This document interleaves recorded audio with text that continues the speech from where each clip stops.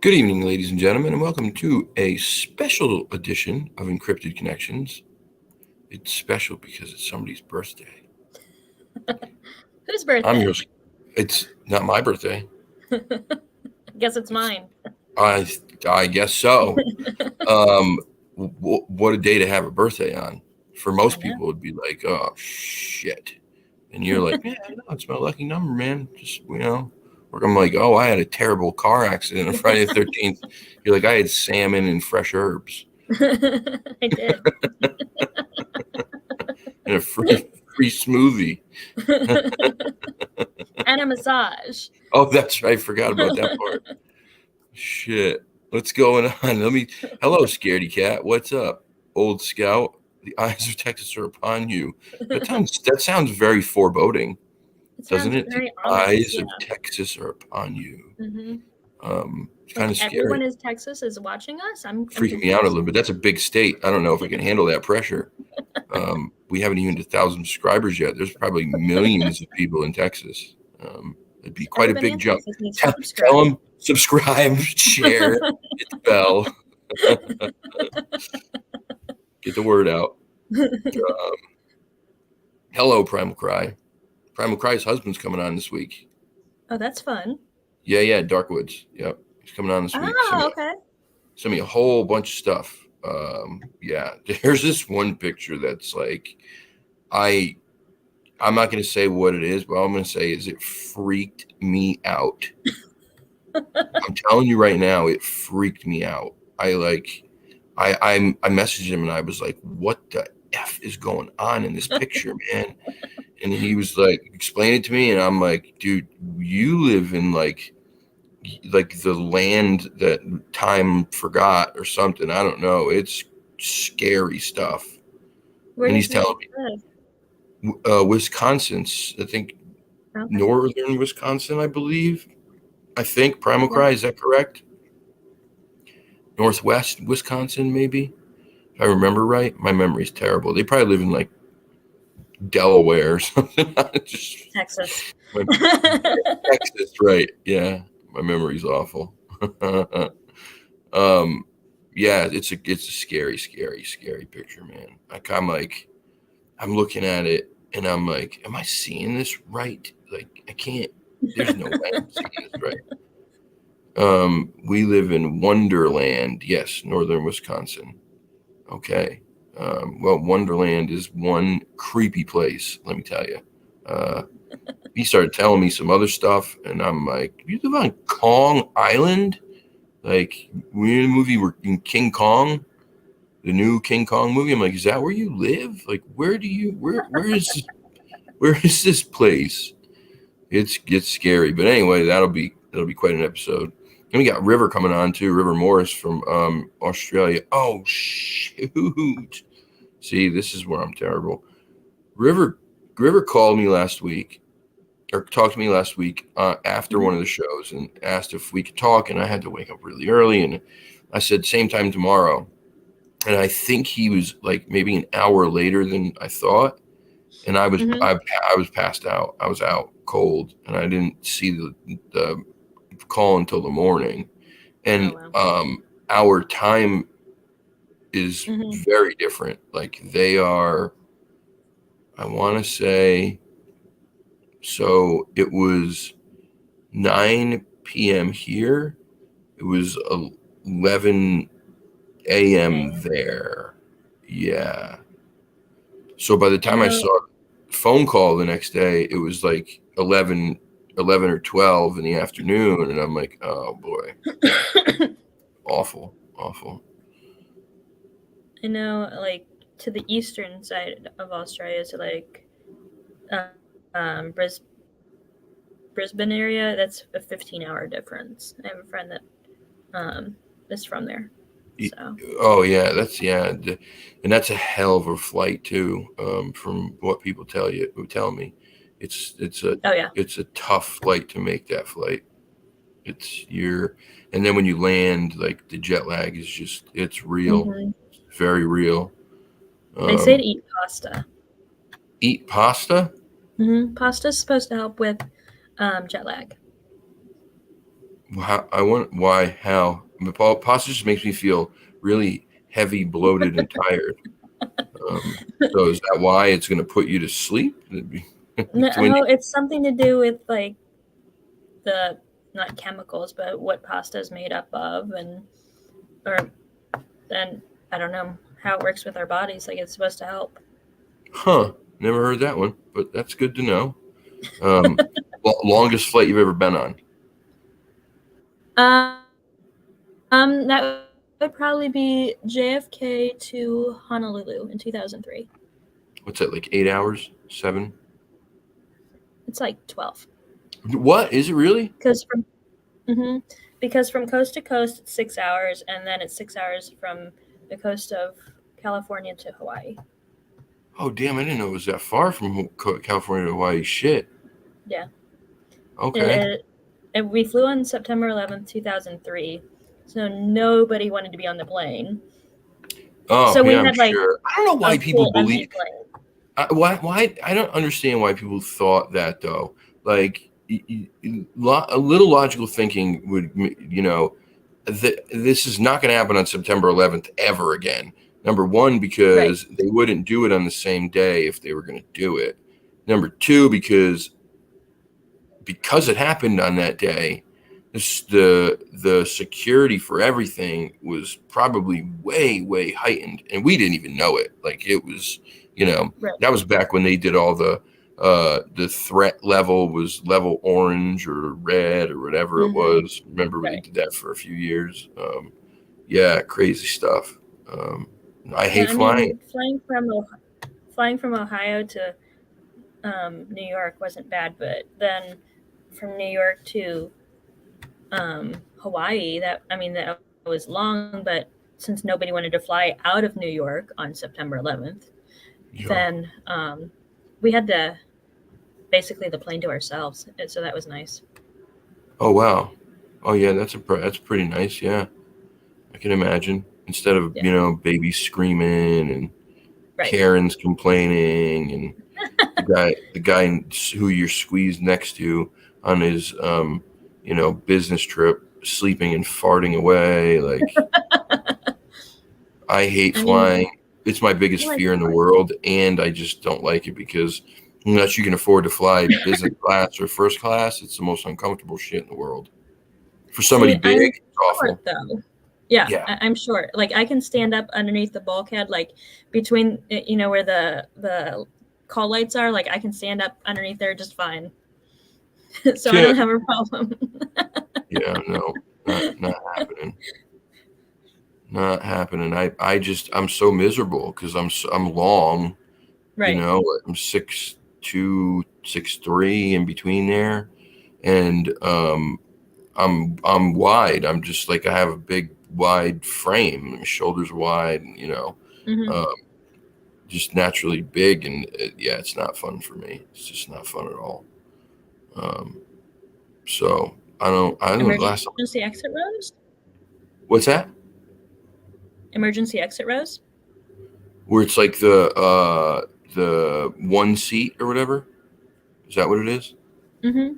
Well, no, Yeah. not the one seat, but they have that's where the door is. So you would be the one opening the door and And getting there the was slide out. there's more room. Yeah, there is more leg room, and Oh, I don't know about width room, but I do know there's more leg room.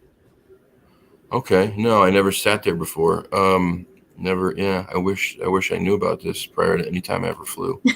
Um, but I You hate have to watch flying. airline disaster shows, Kyle. Oh, sure. That's what I'm gonna do when I hate flying. I'm terrified of it. That's the best thing.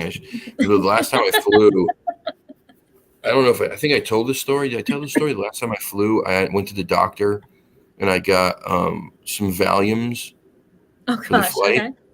because I'm not scared of flying. Like it's really terrifying for me. So I got in some Valiums for the flight. So we got to the airport and we get there pretty early usually just to be safe. But usually about an hour or maybe two. Um, and so I waited until we were about maybe 40 minutes before the flight, and I took one of the pills. Hmm. This is a pill that's supposed to work pretty instantly, between 15, 20 minutes, just like any other pill. So I waited about 15 or 20 minutes and I didn't feel anything. So I thought to myself, I didn't feel anything off of one of these. And I'm still all nervous and freaked out. I'm like, so if one didn't work at all, two would probably barely work. Three is probably where I need to be. Oh, So I gosh. was like, so I'm like, I have a high tolerance naturally anyway. So I was like, all right, I'll take two more now, and I'll wait 15 minutes and see if I need the third. So I took the two more. So now I have three in me total. Mind you, I don't take these things. We're about to get on the plane. We're getting ready to board and all that stuff. So you get in line, grab the bags, and it's like almost all at once. It just was like, pow, and smacked me in the face. And I was like, oh, I went like, it was like my whole body just went, hell. And I just, in my mind, I was like having the most fun anyone's ever had in their life. But I could, because I was just so like relaxed and didn't care about anything. But I was so like weak and like just like everything felt like it was droopy, and I couldn't even express that I was like cool to be getting on this plane. So once we sit down in the seats, then it was like, okay, now I'm not using any of this very, very little energy that I have to hold this body made of Jello up. And I was like, oh, this is the nicest plane I've ever been on in my life. Hey, I want to switch seats. I want the window. Normally I wouldn't want anything but the window, because I'm gonna watch my death, right? I'd rather sit on the inside so I don't have to watch me plummet to the ground. And then I really don't remember much of anything from that flight at all. We got to Las Vegas, and and I was meeting my friend because he had taken a different flight. And so I get to the airport and I'm trying to navigate to try to find him, and ended up having to get on a cart because I just couldn't carry the bag. Yeah, it was a mess. I was like, I couldn't even, I just felt so weak. I can't walk. I need a cart. I need a thing. Somebody give me a thing. Give me the motor thing. Give me the motorized thing. But then it was like, and it's weird because then it was like almost instantly I snapped out of it too. Like it didn't slowly wear off. It was like it just like boom, and then I was like totally sober again. It was very strange. I didn't like it at all. It was not cool. But here's the but. But one night we went out, I was telling my buddy about, what happened and how I had them. And I had, the doctor was like, I don't know how many you're going to need. I would imagine you probably need, at least one, maybe two for, each trip or whatever. And I forget, he described me like 10 or something just in case. And so one night when we went out drinking, I said to my buddy, I was like, dude, I got these Valiums. Let's take these. And that became a whole different thing. We went to the Palms Resort, and we were going to Club Rain. So this is during the time that Britney Spears had her meltdown, shaved her head, went crazy, went to the rehab, and then this was her comeback. So she was performing at Club Rain this night, and it was nuts. It was nuts. I've never seen a line for a club like this in my life. We got in the casino, and man, how would I even describe how long this line was? Because you guys weren't there and don't live here, so I can't describe it using our casinos. Well, I don't know. I'll put it this way. It was probably, it went from the club, it went hugged to the wall, It wrapped all the way back around all the slot machine floor, and then back around towards the front of the casino. There were, I mean, thousands. There had to have been like, I don't know, 1,500, 2,000 people in this line. I'm not sure. I may be way off, but it was the longest line ever. And I'm looking at it I'm looking across the casino, and I can only see the sign for the club in the distance. And it's like, somebody give me the binoculars. I got to see if that's really the land of Oz, right? Is that really the land of Oz off in the distance, or is it a mirage? And so me and my buddy are in line, and I'm like, this is terrible. They're like, we'll never get in. So we decide then, this is we haven't taken the Valium yet. So this is prior to the Valium. So there's a bar in the middle of the floor. And I said, well, let's do this while we're here, right? We'll just take turns. We'll pregame. You'll shoot over to the bar. You'll have a drink. And then when you're done, I'll go have a drink. And we rotated for a little while. He'd go, I'd go. He'd go, I go. And it was like, I went and I'm doing shots of Patron. He's going and he's having like a beer, right? So, because I'm thinking, I'm gonna go back and hang out with my buddy in the line. I don't want to be here all night sipping on this beer. You know what I mean? You drink too many beers too fast, you get all full, and you want to drink anything else. And Patron is bad for me. Let me tell you, it's very bad. Tequila's not my thing. I don't know why I picked tequila. So then I'm like, now I got like this really pretty solid buzz, and I'm like, I'm a very happy drunk. I don't drink often, but this is back when I did like, party, and prior to like my addiction stuff. This was like when I was fighting and healthy and all this stuff. And so I was having a good time. And so I was like, dude, I know you've seen it in the movies, man. Like, we'll pay off the bouncers. Let's just pay the bouncers. It's Vegas. Like, we're in our early 20s. It's Vegas. I'm like thinking I got money to blow. I brought all this money, and it was just for this trip. So like, who cares, right? So I said, you wait here.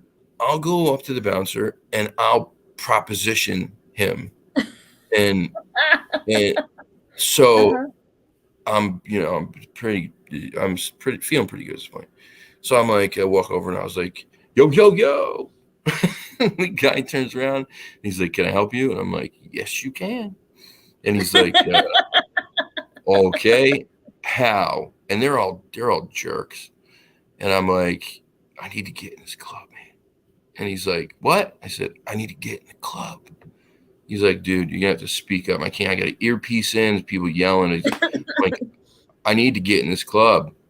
And he's like, oh, cool. You need to wait in that line. And I'm like, I said, yeah, no. If I wait in that line, I'll never get in this club, man. I said, I know, I've seen it in the movies, man. I know this stuff. I know it happens. So how much to get in this club? And he just looks at me like I'm crazy. And he looks at his buddy, and they're like, probably going, this dude's he's a moron. So I bet no one ever does this. This is my guess from their reaction. Probably no one ever does this, because just celebrities go in, they pull them in. And then if you got a friend who lives in town, they get in before people because it's their friend. So here I am, this dude from out of town, and I'm like, what's it going to cost? And so I pull out $200, right? I'm like, 100 piece, man, $100. All you got to do is let me and my buddy in. I said, look, it's not going to hurt nobody. Like, I'm going to go in there, I'm going to have a good time. By the end of the night, I'll leave. No one will know the wiser. Who cares? These people don't have to know. You can tell them I'm Johnny Depp's long lost cousin. You tell them whatever you need to tell them. And I was like, listen, my buddy's a really good looking dude. Like, he can be the anchor. You know what I'm saying? Like, we take him, we'll use him as the face. Like, we got to let him in because he's really good looking, and you just tag along because it's your pal. And I said, one of those deals. And the guy's like, oh, dude, I don't know, man. And I'm like, come on, $100 a piece. And his buddy looks at him, and then they look at me, and his buddy goes, he's telling me more. And I'm like, oh, I reach in my pocket, grab another 100, and he's like, look at this line, bro. Britney Spears is in there. Ethan Hawke's in there right now. Jamie Presley's in there. And he's like naming all these celebrities. And I'm like, what? Ethan Hawke's in there? I got all excited. I'm like, Ethan Hawke, man. I remember Ethan Hawke, man. Just like awesome movies. I got to get in this place, man. And so I was like, I'm like, I go, all right, 500. And he goes, no. And I'm like, in my head, I'm going, all right, I didn't expect to get to this point. I thought this would stop prior to this. This is getting a little bit out of hand. And so I said, well, just tell me. So I'm not standing here asking you and pulling out money. And just tell me the number. I'll tell you if I can do it or not. And he's like, give me $600. You could go in. And I'm like, sold. And I just reached my pocket and pulled this money out and gave it to these guys like I'm some rich, like I don't like I got it like that. So he's like, all right, where's your buddy? I said, he's way, way back there. And I said, should I go get him? The guy's like, no, just wait here. I'll go get him. What's he look like? And I said, hold on, I'll call his phone and then he can, signal you. He's like, he goes, signal me? And I said, yeah, I'll just have him like throw his like wave or something. And he's like, oh, real subtle. So then I was like, all right, whatever. I describe him and he finally gets him. He brings him in. So we get in there.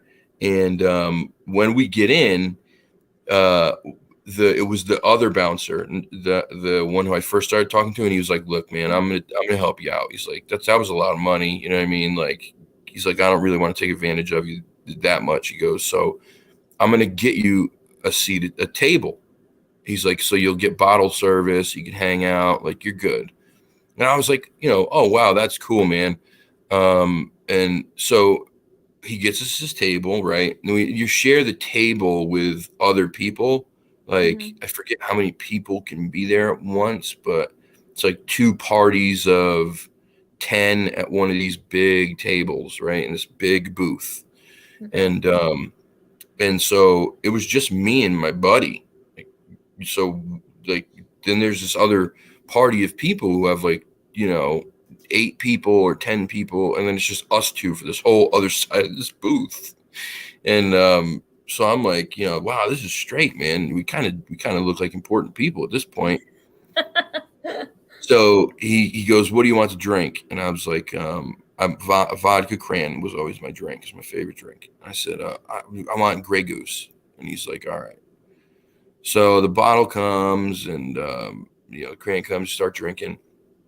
Then, and my buddy goes, dude, they got Long Island's right now. Excuse me. They got Long Island iced teas right now. And this is Vegas, remember, okay? So when I tell you this price, this was cheap. It's like, they have Long Island's right now for $7. Okay. And I'm like, that was cheap. That was like, that'd be like a $2 Long Island, like where I live, you know what I'm saying? So I was like, all right, well, screw it. Like, I'll drink the bottle. We'll split the bottle and then we'll just go drink Long Island's. So we start drinking the Long Island's and, we were probably about, I would say about halfway through the night at this point. Britney Spears was getting ready to perform in like an hour. Ethan Hawke was in fact there. He was. He was upstairs on this like overhang thing, and then he came down and he had his own private area. And Jamie Presley was there, and what was the kid? Oh my God, what's his name? It's gonna kill me. Oh, was he in? Yep, can't even remember that right now. Son of a gun. I can't help. Son of a gun. It'll come to me. Anyway, there were a bunch of people in there that like were celebrities or whatever, because it was Britney's comeback like thing, and this was a big deal. So we started drinking the Long Island's. I said to my buddy, dude, we could speed this whole process up. I got these Valiums and I have them on me. And he's like, you do? I'm like, yeah. He's like, what do they do? I'm like, though they're anti-anxiety. It says don't take with alcohol. That means take with alcohol. Like it'll increase the effects, right? I mean, when in Vegas, that means the opposite. And he's like, yeah, all right, good idea. So popped a Valium or two, drinking Long Island iced teas. I lose him. I can't find him. I don't know where he is. I'm searching this club, and all I can see is like bright lights going bouncing off my eyes, and I'm like, like, you know, like everything's like kind of black, and then just flashes, and then it's like there's like smoke, and then there's like foam in the room, and there's all these weird things. It's like this sensation overload. It's like, you know, like I don't even know how to describe it, but it wasn't fun. Not for me anyway. At that point, I was past the point of no return. And like there's so many people that, so when all these lights are going off, it's like bright 1 minute, dark the next minute, bright 1 minute, dark the next minute, foam, fog, bright, dark, foam, fog, bright, dark, sprinkler, people spilling drinks on you. And then it's like the bright light hits and you can see the people around you, and then it goes off and you can't, you're like, boom, oh, sorry. So it was just, I was terrible. And I'm like, I was so drunk at that point, or whatever it was. I'm like, I gotta get out of here. I was having like blackouts where like I couldn't remember what I was trying to do or where I was going, and so I was like, I gotta go. So I finally make my way to the outside of the dance floor and find one of the security guards in there. And I was like, can you get me out of here? brought me out, apparently. So I got out to the front, and the only thing I really remember is when I got to the front, they have the guys who are at the door, and they're like, do you need a cab? And I'm like, yeah. And he's like, all right, there's the line, another line. And this one wasn't as long as the line for the club, but it was, for a cab line, it was long. And for my state of mind, it was impossible. So I was like, I can't wait in that line, man. I got to go now. And he's like, well, you could always take a limo. And I'm like, where's the limo line? He's like, there is none. And I said, no way. And he goes, yeah, that limo right there will take you right now. And I'm like, let's do it. And so he puts me in this limo, and I tell the guy where I'm going. So I'm going to the Aladdin, and he was like, okay. And the only thing I remember, this is what I remember. Okay. So this is, well, kind of the end of it. I don't know if I should tell the other part. I'm going to anyway. I am going to the Aladdin. He brings me home, drops me off. It literally, this is no lie, literally was probably a 1 minute and 14 second ride. I could have walked it if I was walkable, but I wasn't, and I didn't remember how close we were to this place. And so I paid what I believe still to this day was like $150 or $100 or something around there for a limo ride that was half a block long. He probably still tells that story. I'm sure he does. I'm sure the bouncers tell their story too. So, I mean, I still tell it. So, so I get back to the room, and he's not there, and I'm like, oh man, I feel bad now. He's not gonna know where I am. And, you know, you get all emotional because you've been drinking and taking Valiums, and you're in Vegas, and where's my best friend? And I end up like not feeling well, so I got sick. I took the little bathroom garbage can, the little one, out of the bathroom, you know, and I fell asleep with it on the bed like this. I fell asleep. and I woke up. Brittany says it's probably worse. The spear show is probably at the Aladdin. There was no actual lights and fog and stuff. Oh, that's good, man. That's good. Jeez. So I pass out in the garbage. I woke up to my buddy coming in the room, but I barely woke up. I just remember some noise. And when I woke up, I started feeling really sick again. So I ended up going back in the bathroom and falling asleep on the floor in there. It's always the best when you're not feeling well. It's a nice cold tile floor, you know. I'm sure 40 million people have dribbled their pee on it and all kinds of stuff. So I passed out in there, and the only thing I remember about that is when he came home, and he was with this girl, and I don't know. I made a pretty like wise ass comment to her about her attire, apparently, that she did not like, and almost ruined his night. But so this whole story gets better. Okay, that was that night. The very next day. This is during the week of the March Madness basketball tournament, the NCAA basketball. So it's one of the biggest betting weeks in Vegas, right? There's a ton of people there betting on the tournament and the games.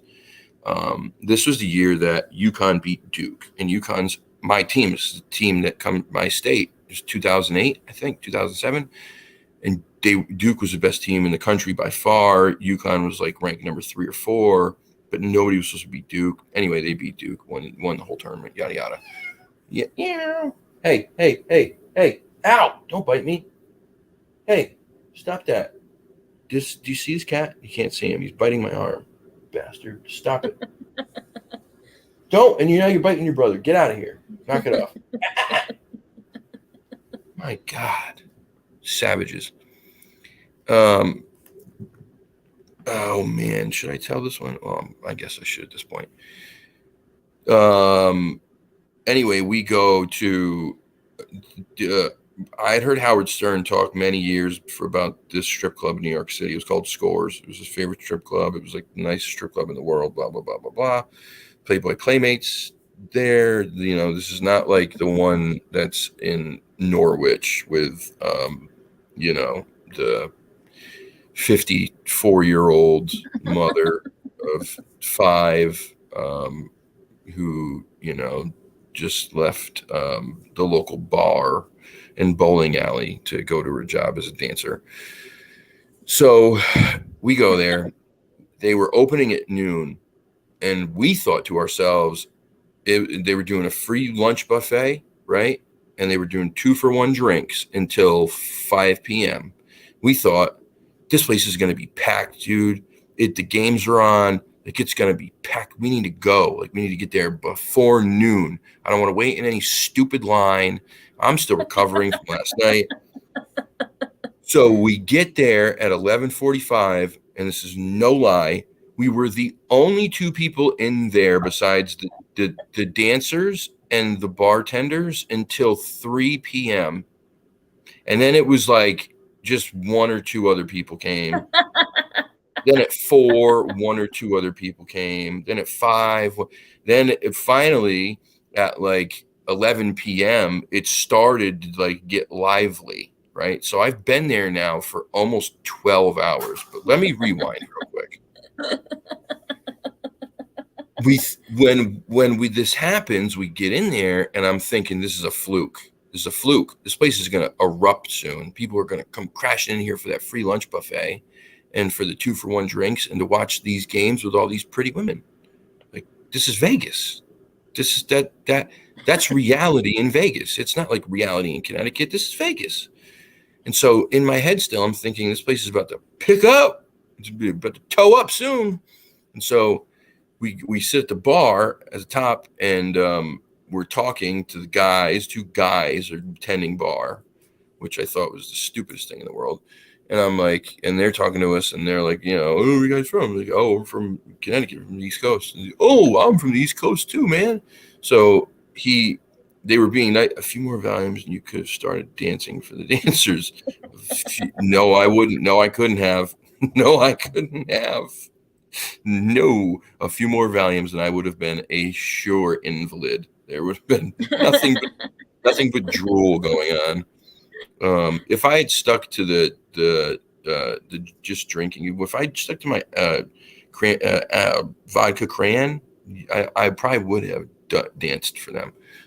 Because with that I'm good. Like, but you mix in Patron, Long Island, Valiums, like it was just a bad night. So anyway, we're there really early. No one's there, and I'm like still like I'm still telling them, like, I'm telling you, this place is gonna get bumping soon. It's just gonna be crazy. And we're sitting at the bar, we're drinking slowly, very slowly. It was 2 for 1, so I'm just sipping my vodka crayon at this point, very slow, and I had a water next to it. And I'm like thinking to myself, man, like I don't understand like why this place wouldn't be packed. They're about to put out all this free food, and like, and my buddy reminded me, you know, listen, man, not everybody comes to a Vegas strip club for the lunch buffet. Like, I'm sure that's not the number one thing. Does, that's the number story. One thing on their mind. But I was like, what? Free lunch buffet? What? And mind you, like, because I was fighting back then, I had to maintain weight all the time. So this was like my off time. So this is the only times I could really eat shit food. And when I could eat shit food, I went ham. Like for like a month, I went nuts. I ate everything bad that I could, as much of it as I could. And so obviously a lunch buffet at Score sounded like a score.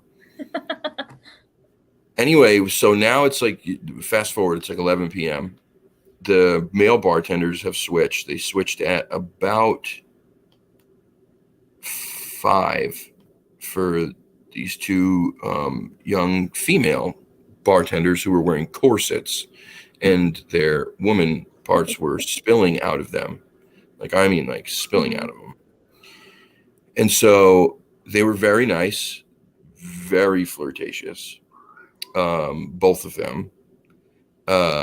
And it was one of these situations where 24-year-old Kyle was like, you know, like I don't know, falling in love every minute that was going by. And Bernie says strip club cuisine is usually a very high quality. He also said, I've never heard a guy complain about being alone with too many strippers before. The thing about it, Bernie, is that there was like 3, and they had to stay on the 3 stages that were way on the other side, like across the room. So I didn't really get a whole look at them, because I kept thinking to myself, I got to stay at this bar. If I move from this bar, when this place starts jumping, I'm going to lose my seat. I'm not going to be able to get drinks, and then I'm not going to be able to get to the buffet. And I want that buffet. It's all about the buffet. It was half about the buffet, but yeah, it was a lot about the buffet. I was really looking for some wings and maybe some small meatballs. And so we had been talking. It was, you know, all 3 of us, and there was some, you know, communication going back and forth. And so one was a blonde, her name was Erica. The little one was the little short one, her name was Angie. She was brunette. And Erica was really putting it on heavy. Angie was being a little bit more, you know, kind of, I mean, she was letting you know, but not like Erica was. So Meanwhile, she kept feeding me drinks, and didn't make me pay for any of them. She kept saying, "Don't worry about it. Don't worry about it. I got it. You're good. We'll take care of you all night. You're good." And I'm like, "Oh man." So in my head, I'm going, yeah. Here we go. We're good. And Angie says, she goes, "You're picking the wrong one." And I said, "What?" And she goes, "You're making a mistake." And I said, "What do you mean?" She's like, "Just saying, you're picking the wrong one." And I'm like, "Well, what does that mean?" And she's like, "Figure it out." And I'm like, "Well, I don't know." She was like throwing herself at me. "You were kind of being a little bit more, and I don't know. I don't like to be like disrespectful. I feel like, and she made it very easy." And she's like, "Yeah, she did." And I'm like, well, either way, they're both beautiful. So I'm like, well, I don't know. I'm going to pick the wrong one. I don't know what the hell she means. They're both gorgeous. So win-win. I forgot to tell you. Okay. So literally when the new wave of dancers came, which was probably about 9:00, like they started filing in, right? My buddy left me, totally left me and went for dances in the champagne room, private dances. Okay. Uh-huh. Private dances are, oh man, it was like three songs, and you had to buy the girl a drink. And the drinks are not cheap. They're like $10 to $12 a piece. And so I think it was 3 songs, the drink, and it was $60 for 3 songs. Oh. Yeah, plus you had to buy the drink, which was more. So he is there from whatever time that was, like 9 p.m. Now it's 3 a.m. Oh my God. Okay. Wait, hold on. Rewind. 1 a.m. He comes downstairs drunk out of his mind. And he's like, I gotta go back to the hotel. And I said, "Why do you have to go back to the hotel?" "I don't have any more cash." I said, "I think you should just stop at this point. You've been up there for like 7 hours. Like, it's probably time to stop." And he's like, "No, I gotta go get more cash." He's like, "How do I go home?" I'm like, "You gotta get a cab." She's like, "Well, how do I do that?" And I'm like, hold on, we'll get a cab. I had been drinking slowly, so I wasn't blackout drunk, but I was, So I got him a cab. I said, "You gonna come back?" He's like, "Yeah, I'm gonna come back." So I gave the cab driver a note that like said, "Take him here, wait for him, and then bring him back here." Okay. So it's 3 a.m. He's back upstairs. I'm downstairs thinking that I'm about to go out on a date with Erica after they close, because that's what she said. She says, "Okay, I'm getting off in 10 minutes. I said, "Sweet." She's like, "You gonna wait for me?" And I said, "Yeah." "What am I waiting for?" She's like, "I got to go in the back and change." And I'm like, "All right, cool." And so I gave them, you ready for this? You're not ready for this. I gave them a $675 tip.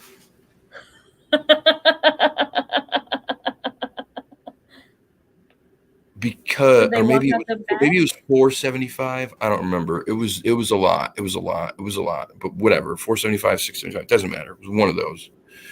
It was a lot of money. I'm thinking in my head, I'm paying for the drinks that they didn't charge me for. Plus, she's been very nice and well worth it. So I put the $475 on the counter. She's like, "All right, wait here." She goes in the back to change. 15 minutes. 20. And I'm sitting there, and at about a half hour, I start thinking maybe something's wrong. But you wait another 15 minutes? I said, well, she did look like she was pretty high maintenance. And that corset was probably like tough to get out of. And she might have tried to put different makeup on. And I just started like making these excuses in my head. And I look over at Angie, and she's smiling ear to ear. And I'm like, why are you smiling? She goes, you haven't figured it out yet? And I'm like, no. She's like, she ain't coming back. Mm-hmm. And I'm like, yes, she is. She's like, no, she's not. She doesn't bring clothes to change into. She goes home after here. And I'm like, oh, fuck my life. And so I'm like, this is the worst thing ever. So then I was like, screw it. I said, well, just give me a shot, can you? And she's like, yeah, sure. $8. I reach in my pocket. I don't have any more cash left. So I'm like, oh my God, what am I going to do? I'm going to have to pay for this stupid cab now to get home with a card. Like, didn't want to have to use a card in Vegas because you just don't know. So now I got to find my buddy. So I go upstairs, and he's still in the champagne room. And I'm like, they won't let me in. And I'm like, I just want to tell him that I'm going back to the hotel. And they're like, he's a big boy. He'll be fine. I'm like, just let me fucking tell this guy I'm going back to the hotel. He's like, you can't go in there unless you pay for a dance. I'm like, well, I can't pay for a dance because I just gave $475 to this girl downstairs who made me believe that I was going to be her husband. And now I don't have any money left. And he was like, yeah, well, you can't go in here. And so, I don't know. I make this big stink about it. The guy's like, well, we're going to ask you to leave for good. And I'm like, well, I'm planning on coming back to this place anyway. So, but anyway, I yell. I'm like, yo, Richie, yo, Richie, trying to scream in this big room. I'm going home. I'm going back to the hotel.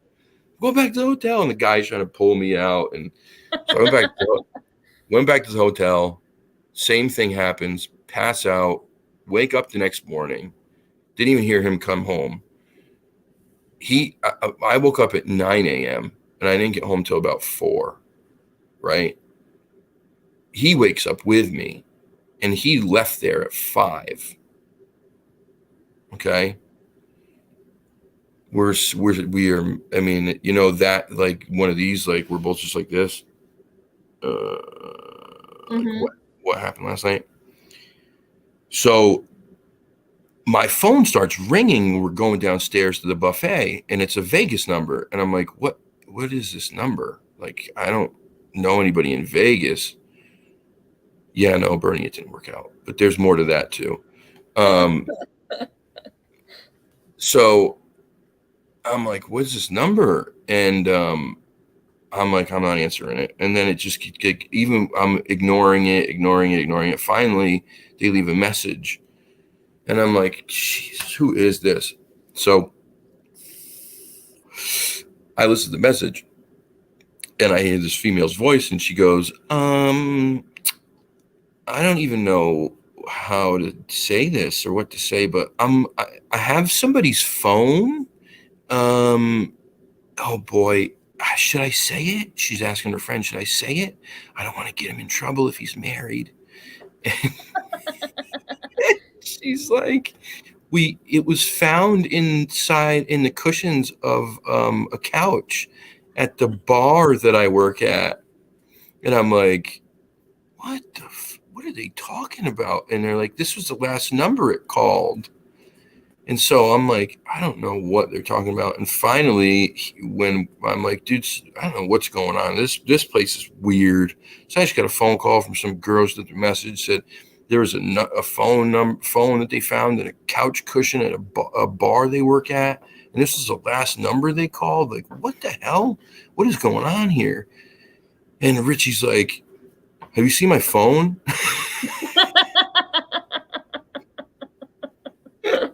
And it was like, click. And I go, haven't seen it. Pretty sure I know where it is, though. And so I call the number back, and I'm like, hello. I think you might have my friend's phone. And she's like, yeah, I think I might. He spent a whole lot of time upstairs with one of my coworkers last night. And I'm like, yeah, I did. He probably could have bought a used Honda for what he spent there. And So they ended up saying, like, we'll meet up with you and give you the phone.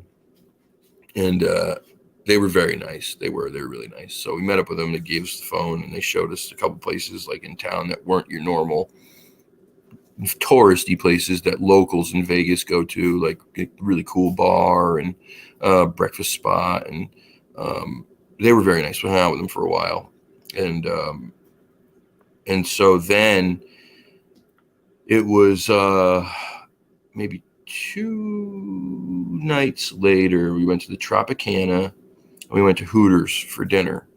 And we were going to watch the game, get some wings or whatever. And so we're sitting at a table. Looking at the right side, at least the buffet was top notch. Oh, God, that's crazy. You're on a roll tonight, Bernie. You are on a roll. So we were at Hooters, and I'm sitting at a table, and I'm watching the game. And the waitress comes over, and she came like right here. Like she walked up like right here. So I wasn't looking. I was looking at the menu, and Richie was across from me, and she's like, "Hey guys, you know what you want?" And I'm like, "Yeah. Can I have this, and this, or whatever?" And she was like, "Yeah, sure." And what do you want to drink? And I was like, "Oh man, I don't know. What do you have?" And I turn. Guess who it was? Erica. Yep, it was Erica. It was Erica. Yep. Probably the most awkward moment ever in history of awkward moments. Did she know it was you when she walked up? I mean, she couldn't see me really, because I really was like leaning, leaning forward, like had my head in my hand like this, and she didn't come any further than like the back of my shoulder. It was kind of crowded in there, so like I don't know, whatever. But so no, she had no idea. But when I turned around and I saw her and she saw me, she knew. Her eyes was like a cartoon. They went boing. Even funnier still was after that little interaction, Angie worked there too. And I had the nerve to say, "Hey, you think maybe you want to go out today?" She was like, "Yeah, all right, pal." Anyway, it was a shit show. It was bad. Some of the stuff I can't even tell you. There's just a lot I can't even tell you. There was a whole spiel in the bottom of the casino one night at 3 a.m. where Richie was yelling at people in the hallways like of the mall at the Aladdin as we stole 2 Segways from the security stand, and we're whipping them around through the mall that was closed. Like the stores were closed. You could walk the hallway areas, like, because it was still part of the casino. But we stole these Segways from the security desk, and we're whipping them around the mall. And Richie's yelling at people, "Hey, yo, where do I get that good Vegas weed, bro?" Oh man, from front to back, it was like one of the craziest trips I've ever had in my life. The nuttiest part was for Richie anyway. I left and I went home. Right, I was there 7 days. I went home, and I was so beat up. I was so worn down. I had like just to try to recover. It was so bad, and he left from there and went directly to our friend's house in Hollywood, California, on the Sunset Strip for another 5 days. And he survived? I'm telling you right now, he came back from that trip. I saw it because I picked him up at the airport. He came back from that trip. Do you remember do you remember that movie, Captain Phillips? Yeah. Do you remember the Somali pirates? Yeah, I'm the captain now. Yeah. He looked very much like them when he got back. Very, very much. Like just everything about him was tattered and malnourished and in need of like a real meal, not a buffet at a strip club. Maybe some water, not not not champagne room drinks for 11 hours. Yeah, he was waiting for the part to get Mike Tyson and the Tigers. And this is not the only time I've been to Vegas either. Pretty crazy shit. Pretty crazy. But it was a good time. We had a very good time. The Aladdin was a nice hotel. There's a lot to see and do there. Even during the day, like when we weren't, partying, there was so much.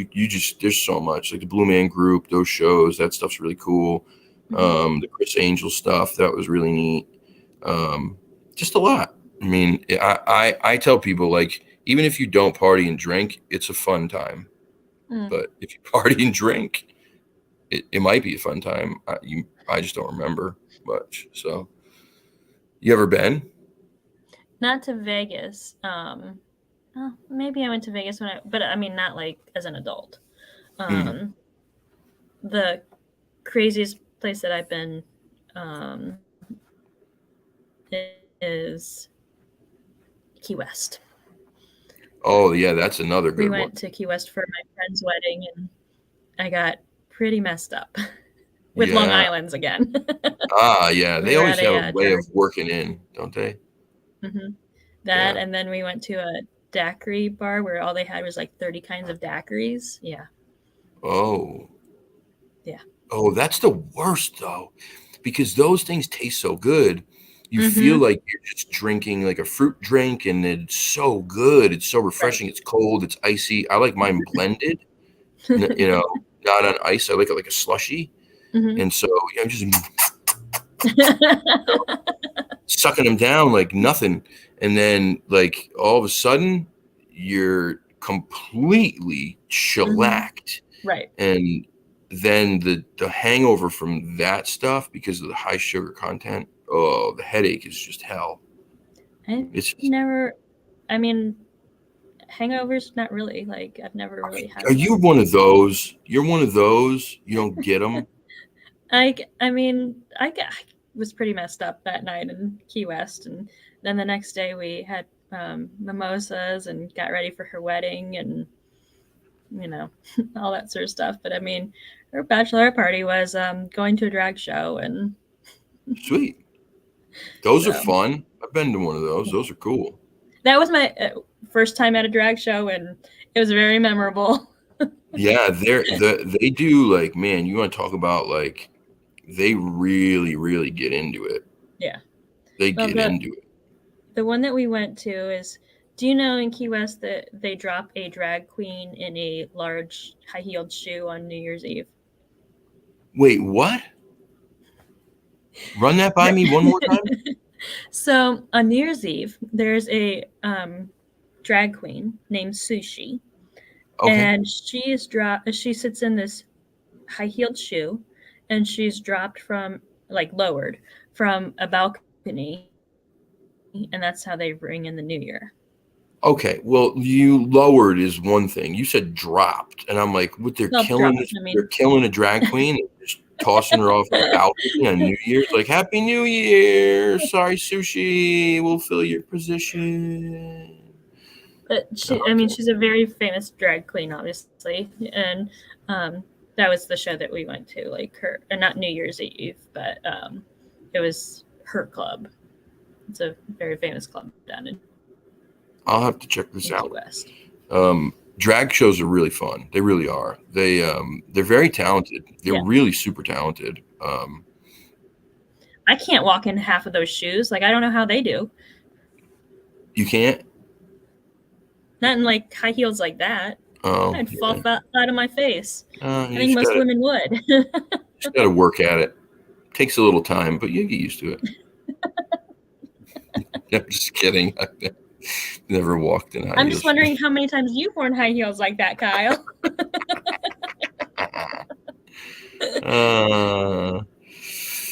Oh, yeah. A few Valiums and drinks, everyone. It was it was really neat though. The thing about the casinos there is they're all themed, right? So like you have the Bellagio was right across from my room, so I could look out the window and watch the fountain show, and it's really really cool. Oh, cool. And then and the inside of these places, like it's just nuts. It's so nuts. I forget the one that's the Italian theme. It's like Rome. It's themed like Venetian. Rome, the Venetian, and they have the gondola ride inside the casino. It's the craziest thing ever. I looked at Richie and I was like, "We got to take the gondola ride." He's like, "I'm taking a gondola ride with you." So I don't have anyone else to take the gondola ride with, and I haven't been on a gondola before, so take me on the gondola ride. And he's like, "Dude, no." And I'm like, "Dude, we're in Vegas. Like, just do it. We're not getting married. We're taking a gondola ride." He's like, "Well, the guy's gonna think we're getting married." And I'm like, "Just get in the fucking boat, will you?" God, man. I got my way. Took the Have you ever gondola been ride. to Opryland Hotel in Nashville? No, I want to so bad. Because they have boat rides in there too. I want to The so bad. inside there is so amazing. Yeah, I watched when I was a kid. Um, my grandparents watched the Grand Ole Opry all the time when it was on. And so I remember watching it as a kid. I loved it. I loved watching, like Loretta Lynn and Willie Nelson and Kenny Rogers. And like, it was such a neat place, man. It's such a cool Yeah. place. So much history there. Very storied. Very storied. Yeah. I'm sure it's super haunted.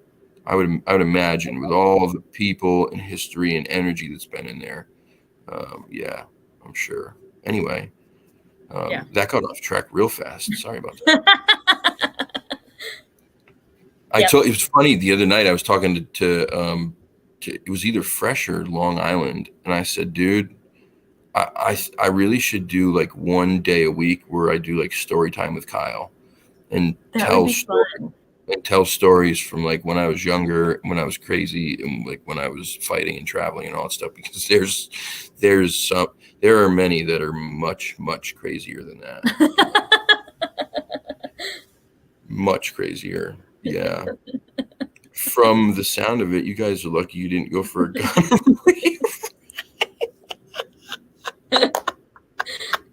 Bernie is just hitting home runs out of the park tonight.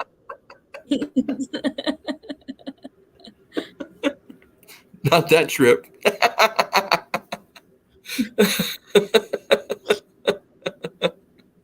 Oh God, yeah, Bernie, you're on one tonight, man. What's going on? Oh, that's that New York. That's that New York wit. That's what that is. That is East Coast New York wit. You get it over here, man. Like people from the East Coast are just we're very wise ass, like witty, talk all kinds of shit. That's just how it is over here. This is the Grand Ole Opry and radios and the farm before our farm had power. That's really cool. Yeah. I love, man, the thing about listening to radios too, I was talking about somebody about this the other day. I forget who it was, but I love the radio medium. Like I love listening. I love listening to talk radio. Even when I was young, I loved it. There were cool shows you could find on like late at night where there were like, well, Art Bell was like the one. Art Bell was the one for me. It was, he had the coolest show ever. It was always these strange stories and tales of like Bigfoot and UFOs and all that kind of stuff. Excuse me, My dad but would always listen to Paul Harvey. So I knew at like 6 o'clock I had to turn on Paul Harvey. Paul Harvey. That sounds very familiar, but I don't know. And that's the rest of the story. He would tell the whole story and then tell you who it was about at the end. Huh. I feel like I know who this is.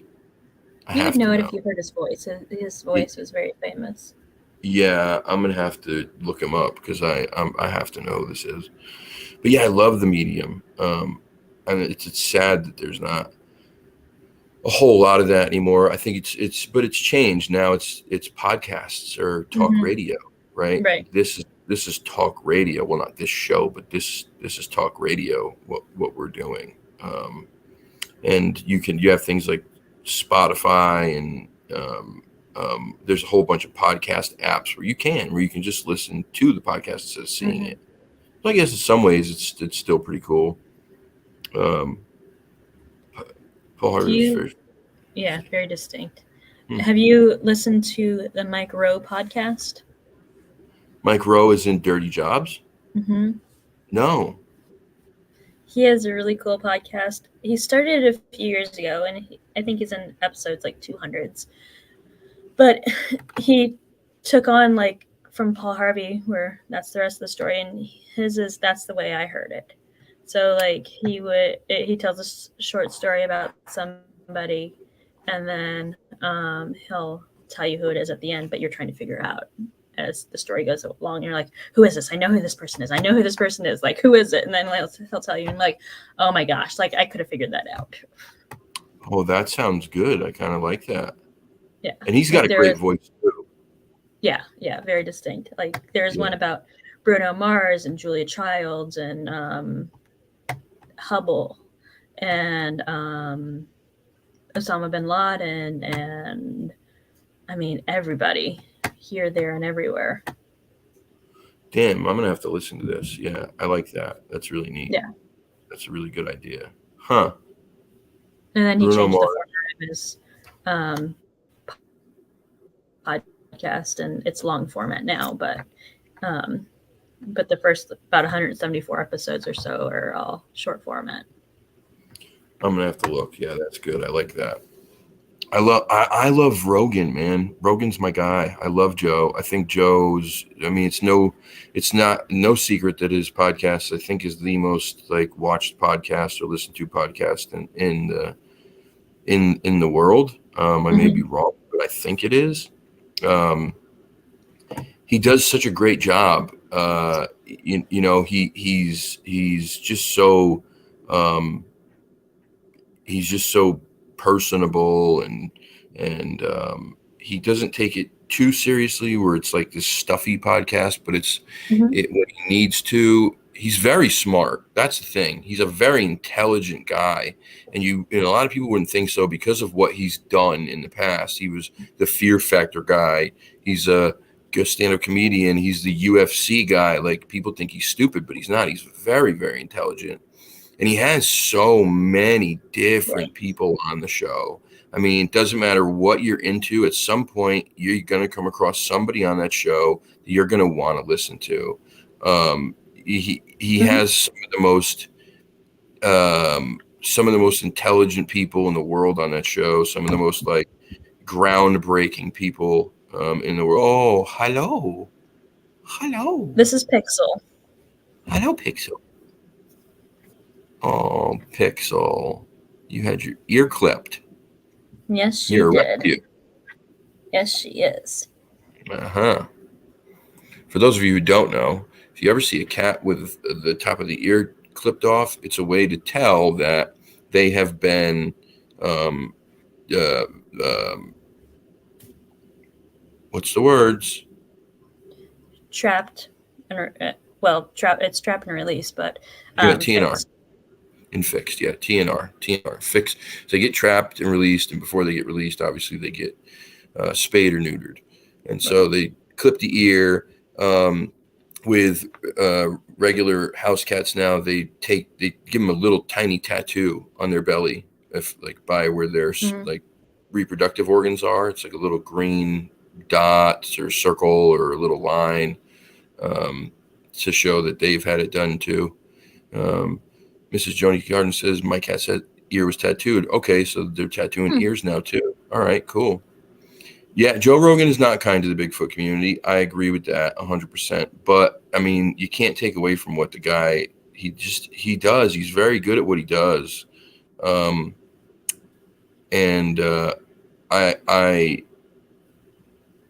It's one of those shows where I watch and he has these different people on and with these just incredible stories. And it's like, man, this is nuts. Like some of this stuff.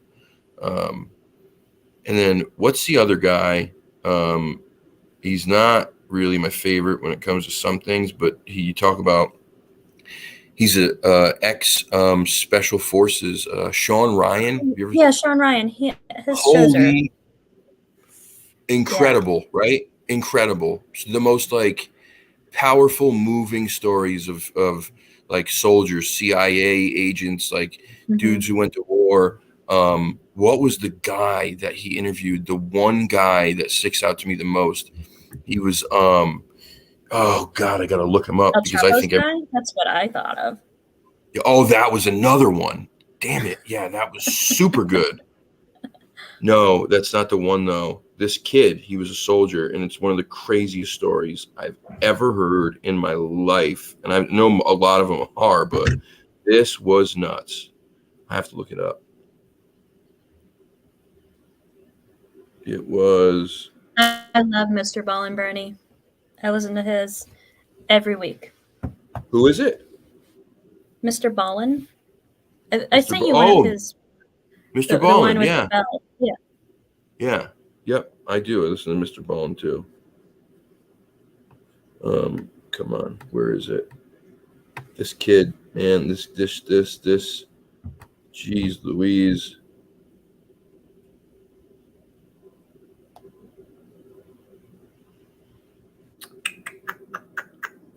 Wasn't that long ago. Oh, here it is. Cody Alford, Marine Raider, Marsoc. Oh, yeah, I did see that one too. Yeah. Oh, my goodness. It's almost 7 hours long, the interview. Wow. But if you go to, like, I fast forwarded through to get to the parts of when they were in the war, and he was on the front line in Mosul, which was the worst place to go during this war over there for a very long time. Hey, Al, what's going on, brother? Nothing paranormal going on right now, though, buddy. Did you ever hear Yeah, I Mr. heard that Bones? one, Bernie. No, I have not. It was his very first episode. I need to listen to that then. Damn it. But anyway, so oh wow, okay, so we got some people in here who don't like Rogan. All right, well, I'm gonna shut up before I alienate my audience. There's Mike again. So many activities in 7 hours. No, but you just listen to that portion where when he is there and they're in the middle of the most violent city that had been taken over by these terrorist groups, and what unfolds during the story over the next like hour and a half or 2 hours. You feel like you're only listening for 15 minutes. It's that gripping. It's just, swear to God, it is that gripping. It is that emotional.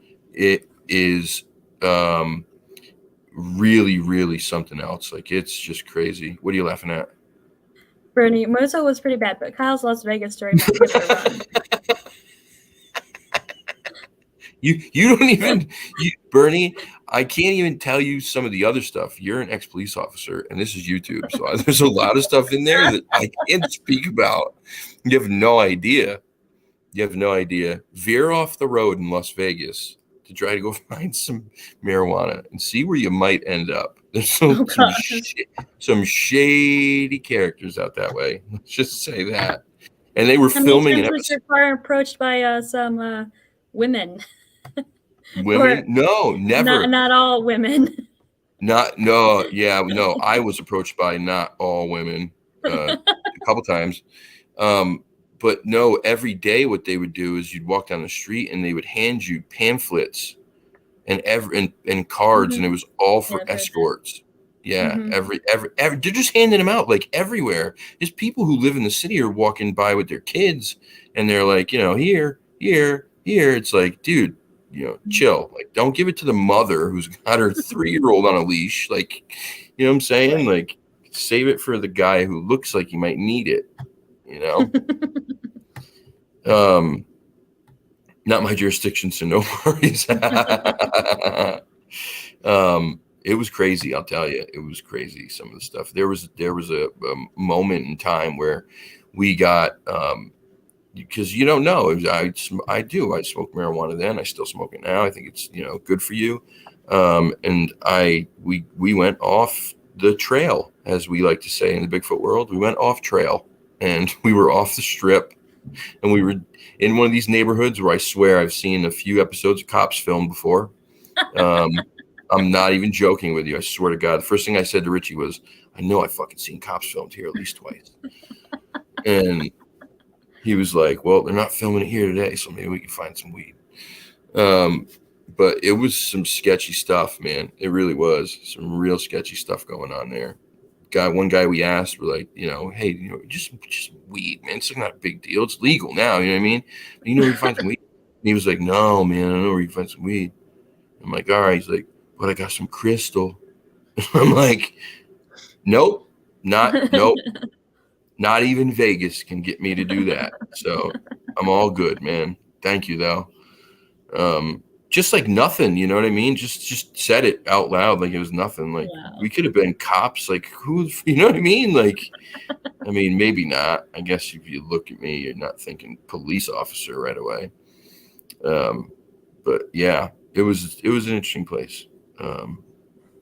Any attention is good attention.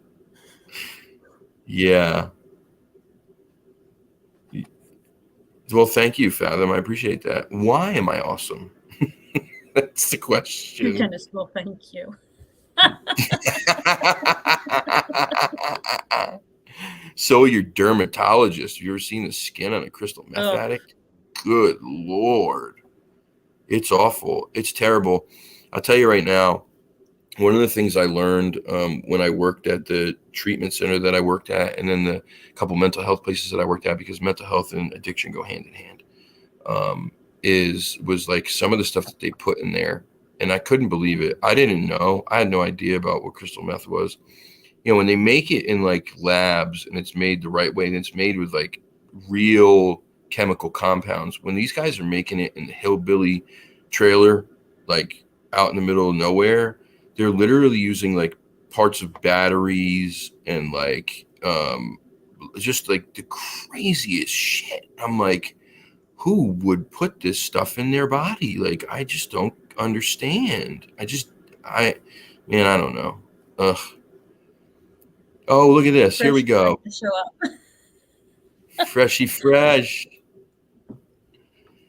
Happy birthday, Vibe Soul Sisters, the moderator, master, sending you birthday bumps. Chuck, what is a birthday bump? That sounds dirty. Hope your day's been cool, girl. We talk all the time. And I said the other day, we were talking on the phone, and I always tell him, like, dude, just go back to text messaging, because I don't understand what language you're speaking.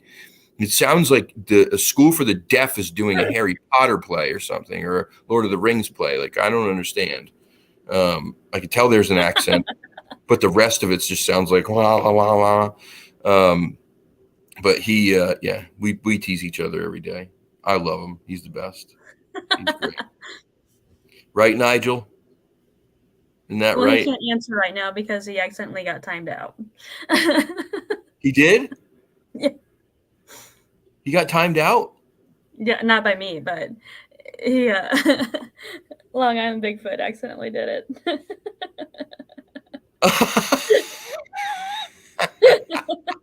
You have to wait 5 minutes. I'm so sorry. Oh, God, that's great. Oh, Bernie, it happens to the rest of us, Long Island. Like, I think everybody's done it. And in my description of the video, I thanked Hope for doing such a great job moderating the show with Sandi and Mike. I'm going to have to go back and edit that. You're going to have to edit it. I'm just kidding, buddy. Bernie, that was an amazing show. And you know what's crazy? I waited like years to watch that show. I kept saying over and over, people were like, it was winning awards and da da da da da. I'm going, I just don't really care to watch a show about a guy who makes meth. Like, I don't really care. You know what I mean? And everybody kept saying, dude, you're stupid. It's not just about a guy who makes meth. It's so much more. And I waited years to watch it. And then when I watched that first episode, I was like, why did I wait? And then I remembered. At that moment, I knew that I had made the best decision of my life, because now I can sit and binge this whole series in one shot. Right. For 4 days, I did nothing but watch Bryan Cranston cook meth as a school teacher, and then one badass mofo with Jesse. Yep, Gru's the I best. It watched was like such. first 2 episodes, I think, of that. You haven't watched the show? No. I just got done Oh, watching Manifest, but there's still 10 episodes to go of that. It's a plain show. yeah, no, it's not gonna happen. Um, you need to watch it. It's so good. I promise you, I it's so didn't good. really get into it. Huh? I didn't really get into it. Well, give it a chance. Give it another episode or two. I promise you, it's worth it. It really is. And the spinoff with Saul, Better Call Better Call Saul. Saul, that guy's wonderful. If you haven't watched that movie that he's in called Nobody, I suggest you watch. It's a good movie. I It's don't think really I've good. ever heard And of it. one of my favorite soundtracks that I've ever heard in any movie. Yep. I love movie soundtracks. Yeah, me too. Binging is I best. like Apollo Say 13. my name. Say my name. Oh, I love it. I love it. Heisenberg. It was so good. It was so good. And did you watch the movie? Did you watch the follow-up movie, Bernie? You guys had to watch the follow-up movie with Jesse, right? Please tell me you did. It wasn't the best, but it was still pretty good. It was exciting to watch after that. It was one of those things too, where it was like after you watch the show, you become so enamored by the people who were in it that I was looking for everything else that they ever did. Like I want to watch everything Bryan Cranston ever did, and I want to watch everything that what's his name? Logan Paul. It's not, I think it was Logan huh? Paul, wasn't it? Was Not it Logan Logan. Paul? Not Logan Paul. No, not Logan Paul. Oh, Logan yeah. Paul is the YouTuber. No, but it's Paul. It's Yeah. Aaron Paul? Aaron Paul. Yep, Aaron Paul. That's it. Long Island says Did you Breaking see Bad. The Upside with Bryan Cranston? Yes. That was Super such a good. movie. It is such a good movie. Yeah. Yeah. Kevin Hart is in that movie. Wonderful. Played that part True very story. well. Yeah. Yeah. True story. Super good. Super good. Yeah. Trying to see if there's any other comments that I missed in this thing.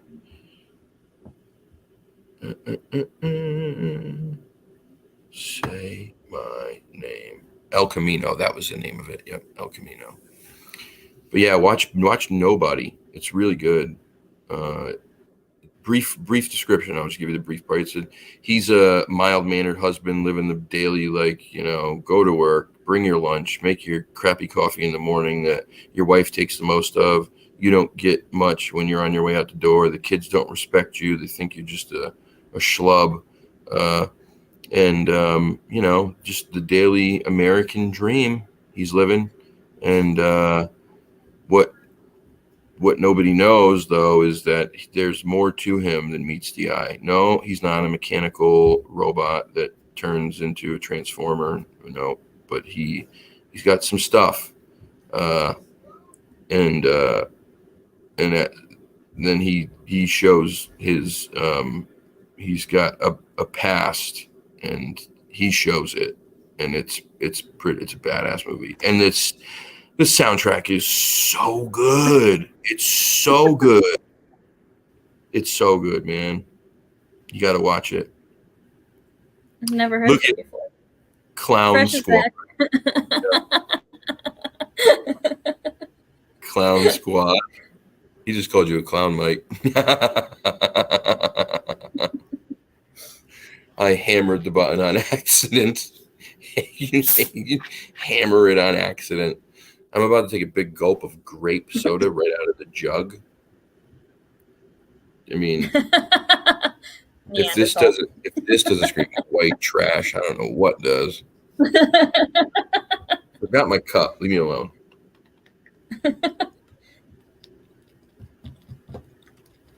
So, what is your favorite movie then? Mine? Yeah. Oh gosh, that's difficult.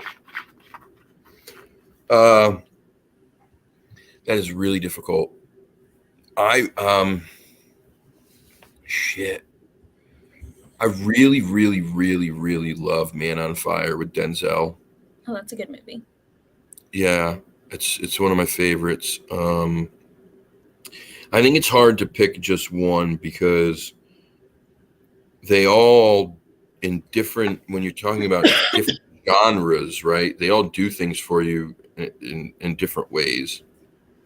So Mm-hmm. like that was like an action drama movie, but like I love sci-fi movies, and I'm like a huge Star Wars geek. I love Star Wars, absolutely love it. Do you like the new ones too, or not? Um, not nearly as much as the first series, or well, technically the last series, right? No, the first, right? Wait, yeah, the first series. God, it gets confusing, doesn't it?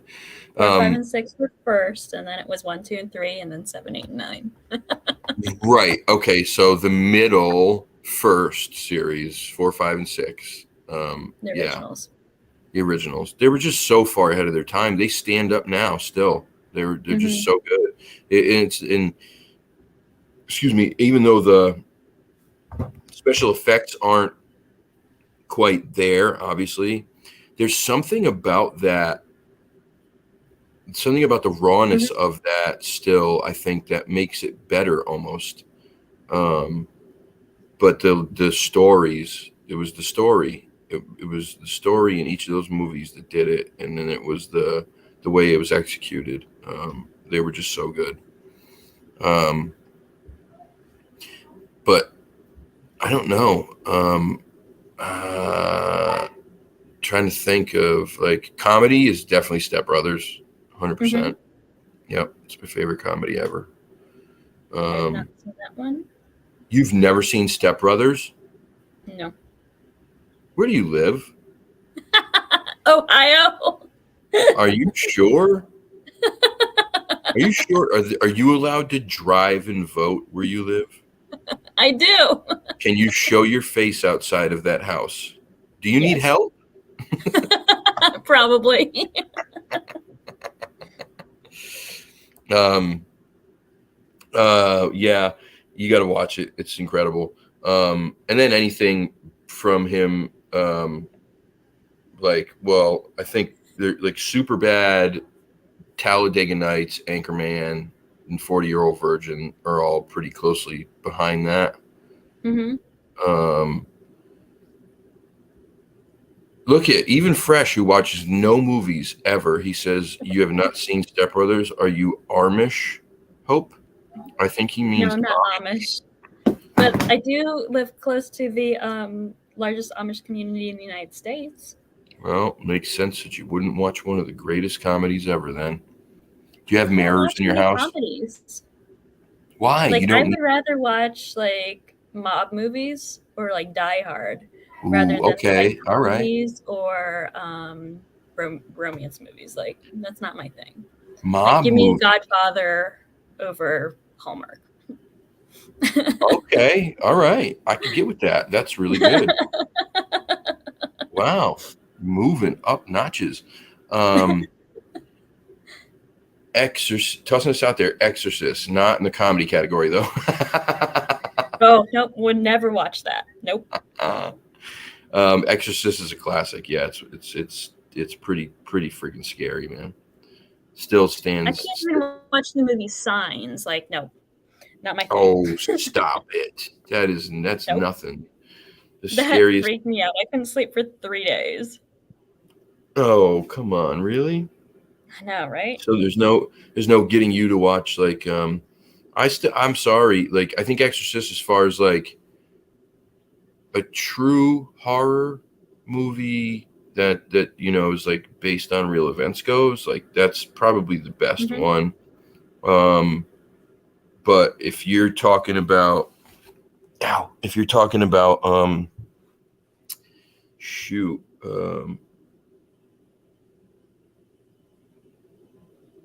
We were talking about Star Wars, and I had to send it.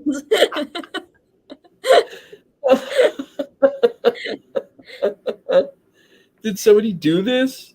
Yeah, Did you? this was on our vacation last year. Like, my friend wanted to make movie themed meal, so her meal was Star Wars themed because the year before we had introduced her to Star Wars, and she has become completely obsessed with Star Wars. So she made like Tie Fighter, like cheese and crackers. She made an Endorian salad. She made Oh, little Yodas with cucumbers, and then she made Jabba the hummus. okay. Jabba the hummus is pretty good, except the M&Ms and hummus is a little weird. Well, the thing is, if you zoom in on Jabba's face, it looks Yeah, like he's crying it because we does. stuck him we stuck him in the freezer, so then the M&M eyes melt.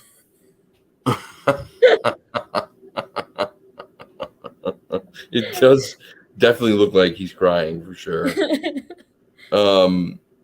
Yeah. Wow. I'll have to share it. Share it. It's, I like it's, it. No one made the blue milk? no. That's easy. All you do is drop some blue dye. Look at Jabba the hummus. Oh goodness.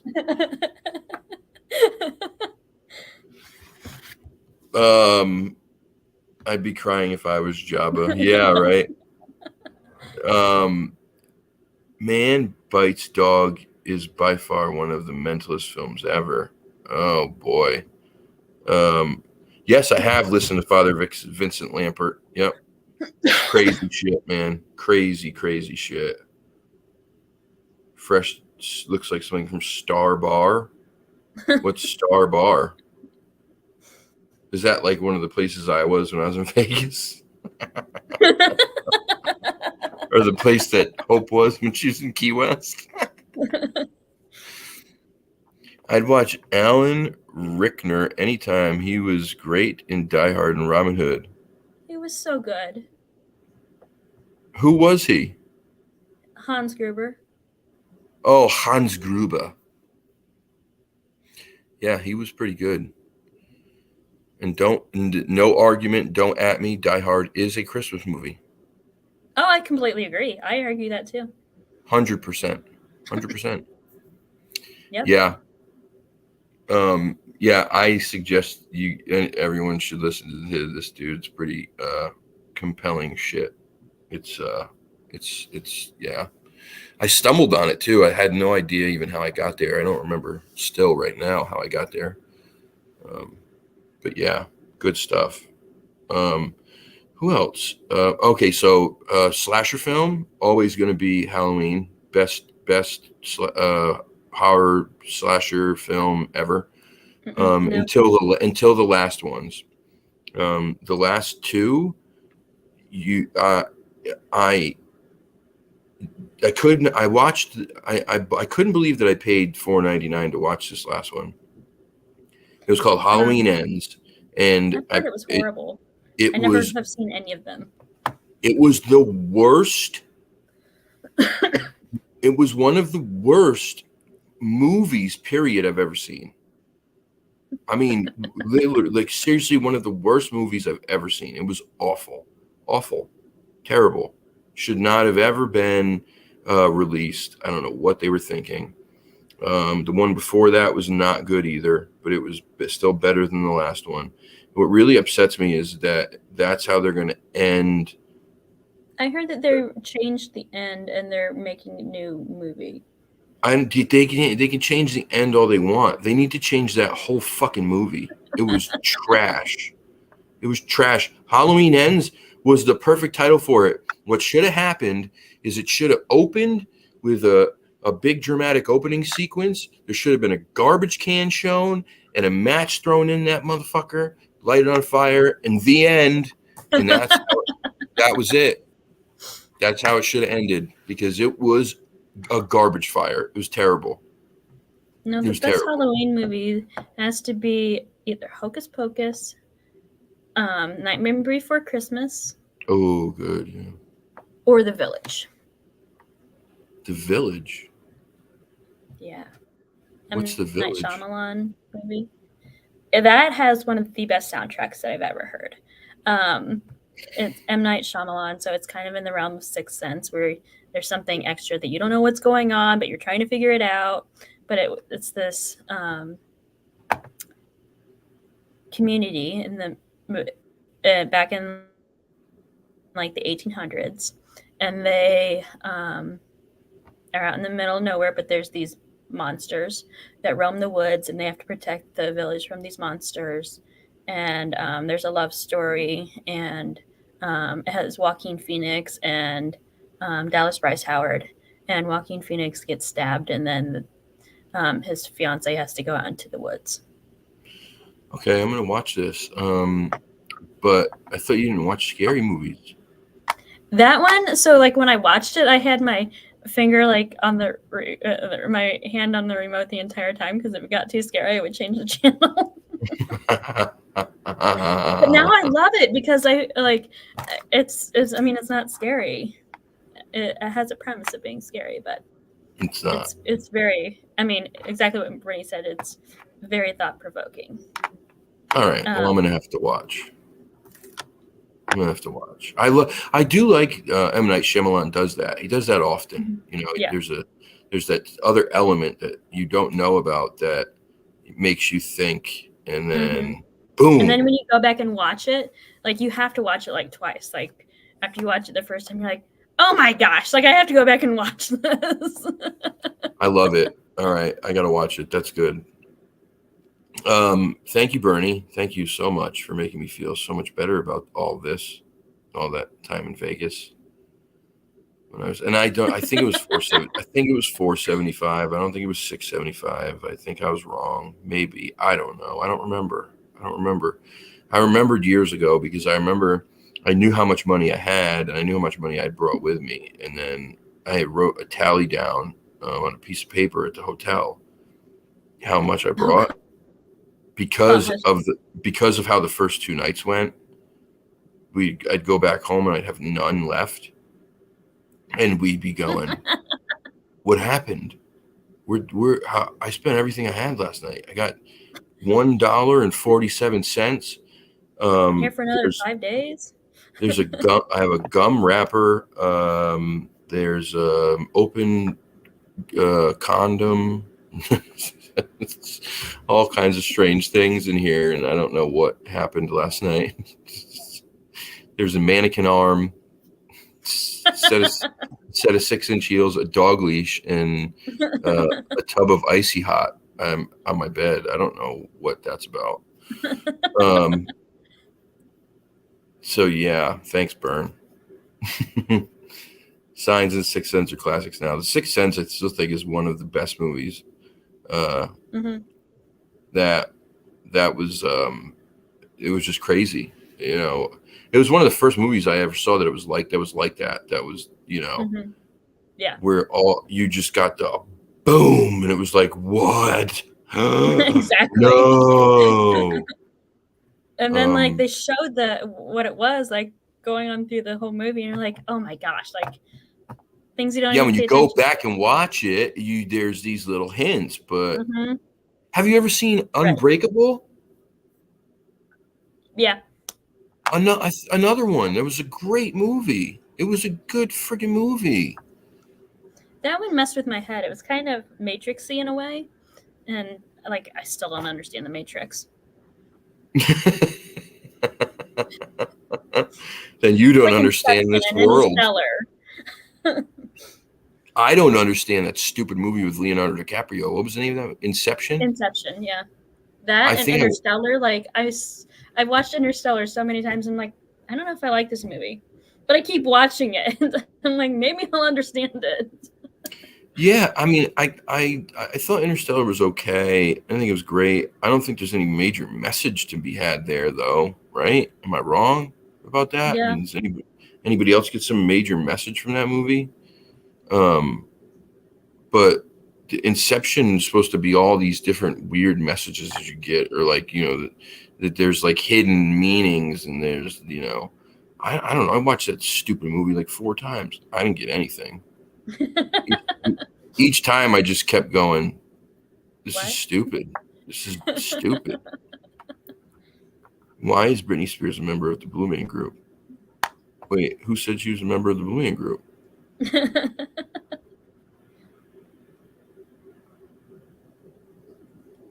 Might have well just burned that tally record. What?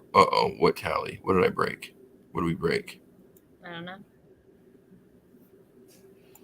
I'm lost. Now, have you seen Arrival with Amy Shit. Adams? Yep, absolutely. I Yep. love that movie. Very good. This is a problem. I can't remember every movie that I've seen. I just can't. There's so many that I've watched that I'll forget about until somebody says it. Okay, Goodfellas is one of my favorite movies ever. That Donnie Brasco, just wonderful. I love those movies.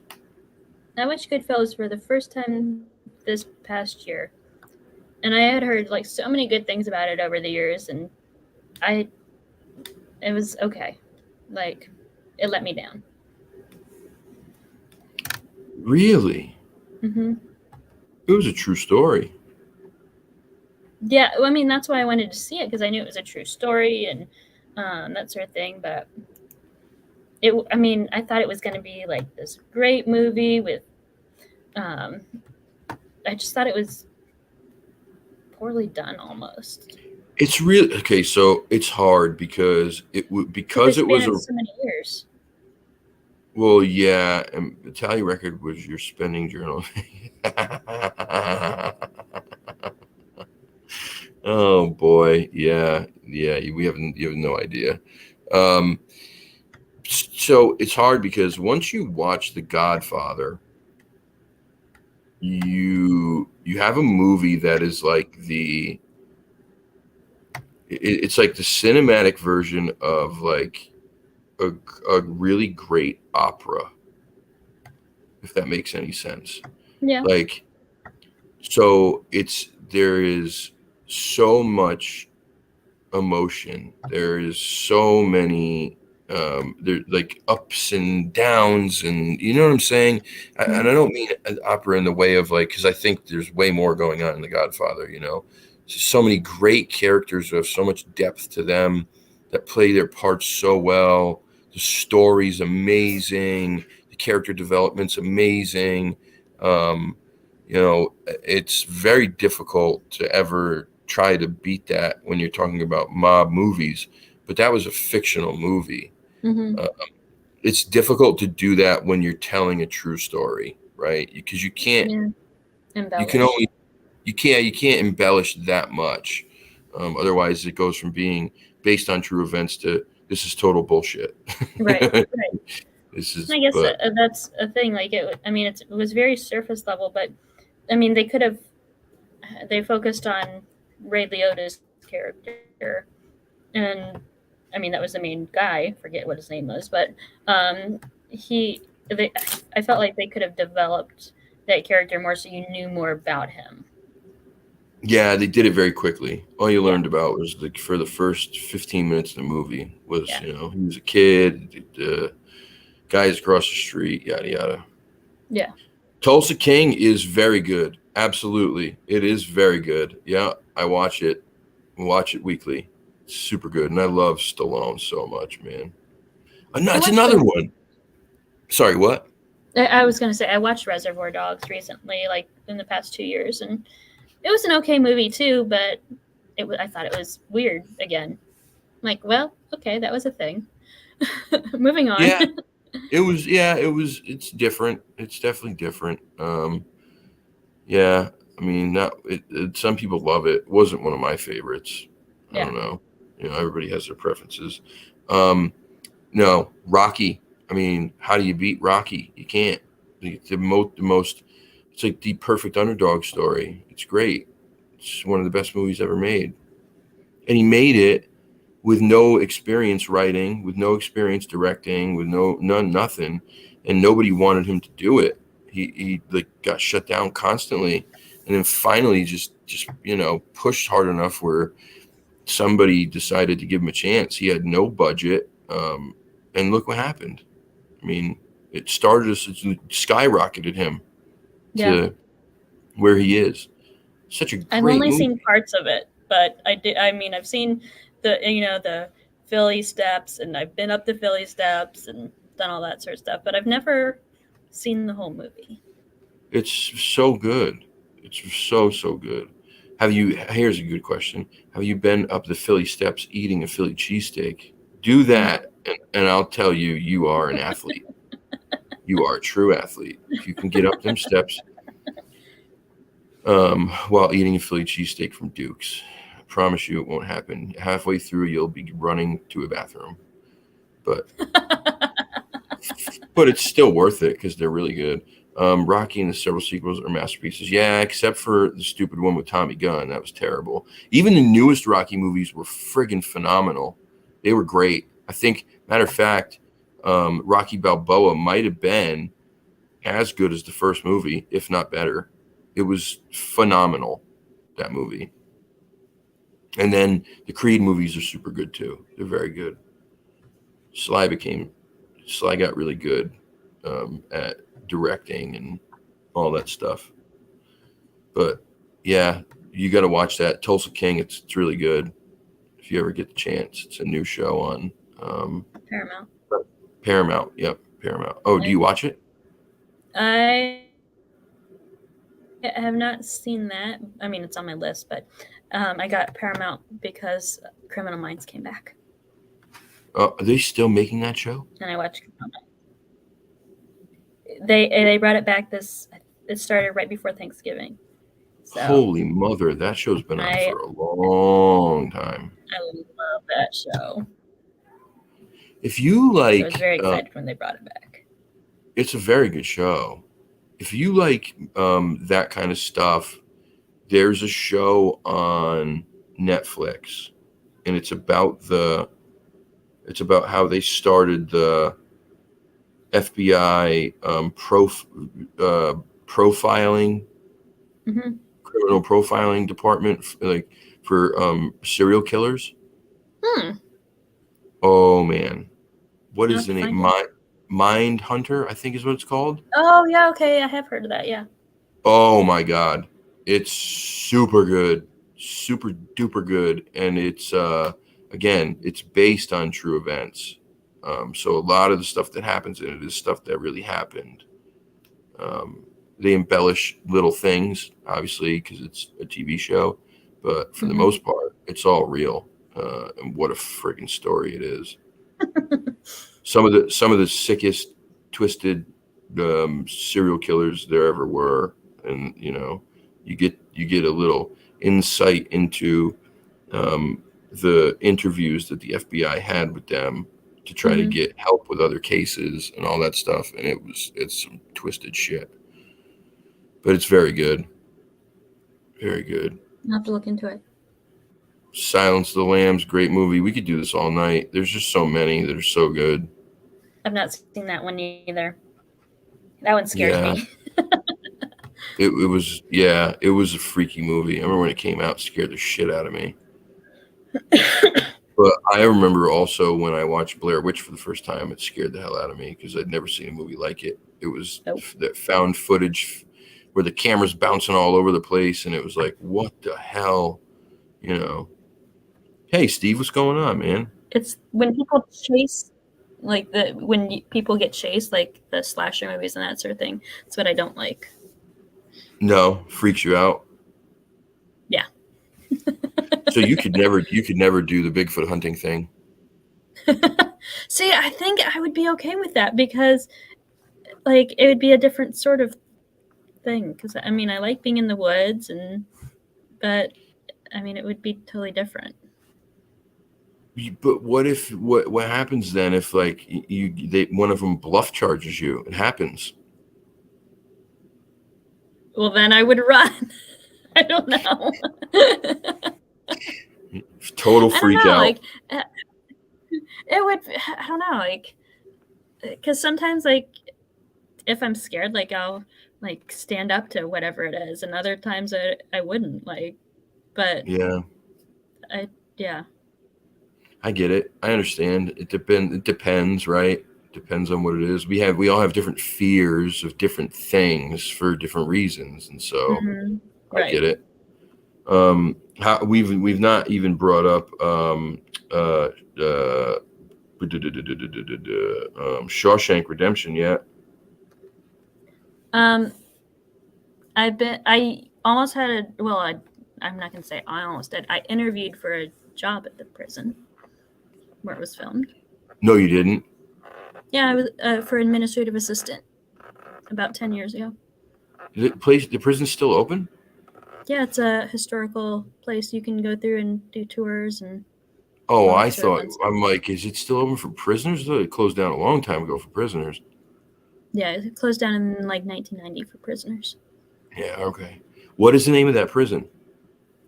The Mansfield Reformatory. That's right. Yep. It's very haunted. Yeah.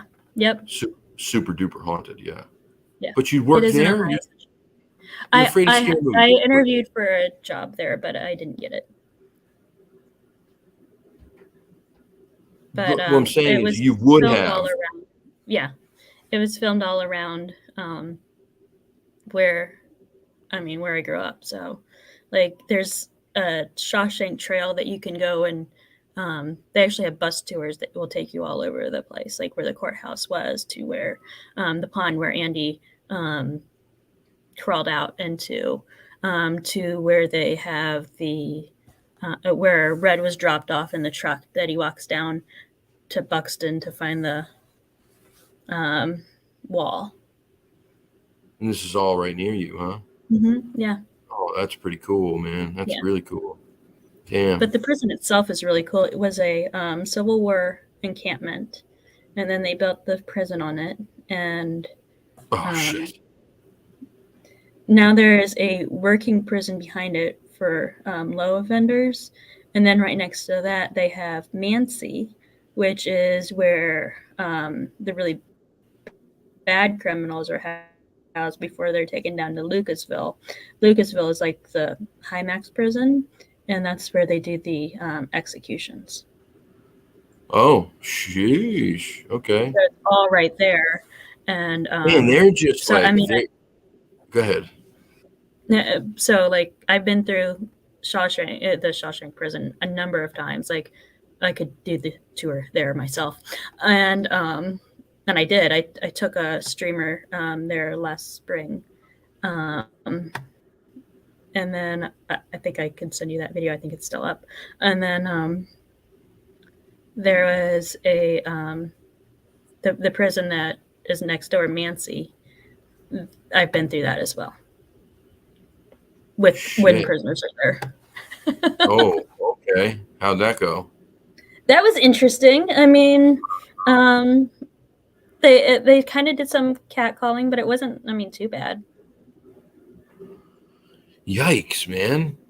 They're like, it's like, oh, hey, by the way, so this place is one of the most haunted places in the United States. You know what we're going to do? Let me rewind.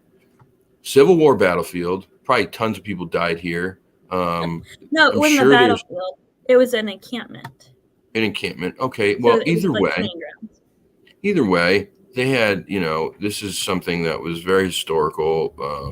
This was during a time that was very emotional. So there's a lot of energy tied to that area. We're going to now, these guys are gone. So what we're going to do is we're going to take and we're going to build a giant prison made out of all these giant stones, right? Because it is, it's like all stone, the whole building, which hold energy, by the way, in case you didn't know that. And we're going to make a prison. And not only are we going to make a prison, we're going to make like one of the worst prisons in the country. And we're going to house some of the worst people in it. And so now we're going to add to all that historical energy that was here already. Oh, wait, we closed this down in 1990. And that we're going to build a prison behind it, but it's just low-level offenders. But next door, we're going to build one for the worst of the worst of the worst. Yeah, okay. Sounds like a good idea. Sounds like a real good idea. Well, the only creepy place in that prison is the hole. The whole other parts of the prison. Because it's a huge building. But it's like I don't feel any like creepy feelings throughout the entire thing, like where somebody like set themselves on fire and died. Nope, I don't feel any creepy feelings. But like you get back in the hole, like that place creeps me out. I get it. I mean, you have to think about that. I was just watching an interview with Sammy the Bull Gravano recently, and if you're a mob person, you know who Sammy the Bull is, correct? Mm-hmm. Okay, so Sammy, who is probably one of the most, he's got to be one of the most strong-minded people in the world, right? And I say this because I don't think he's a sociopath. I really don't, because he has emotion. He shows emotion. He doesn't seem fake to me. I've worked with two sociopaths at two of my past jobs. One guy who murdered his mother with a hammer, and another guy who stabbed a gentleman at a baseball game. Baseball game, was it? It was some kind of sporting event. He stabbed the guy 48 times. He'd been convicted of all kind of violent crimes prior to that. Sammy doesn't strike me as a sociopath at all. But he murdered all these people, right? He somehow dealt with it, because this is not something that's normal for people to do. Oh my God, so do I. It's the best.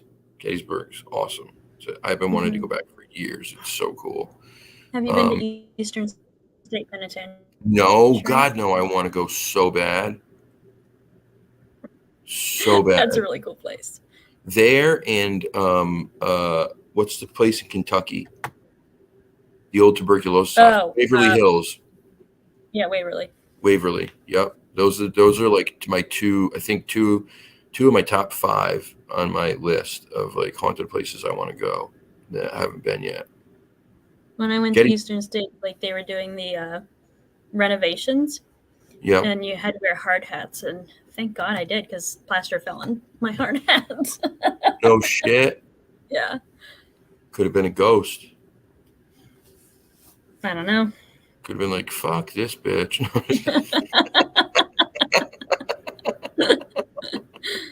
I was like, oh, okay, well. I'm just kidding. No, yeah, I want to go so bad. Eastern States, man. Good God. There's places though, like that I watch, I've seen on TV many times, and you think to yourself, like, whoa, that is some heavy shit. But like, there's no way I could go to like Bobby Mackey's. Do you know Bobby Mackey's? No. No. I don't think so.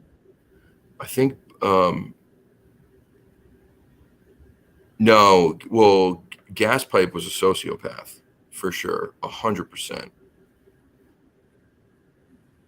Place for you to steakhouse when you come to Kentucky. Well, I'll come there tomorrow. Are you anywhere?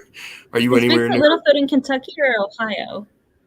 Kentucky, right? Kentucky. I believe so.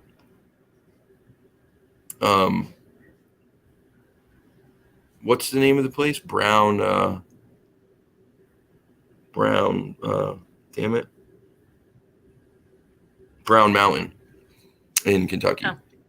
Oh. But Bobby Mackey's is a country western bar, kind of, this place. And it has history going back a very long time to this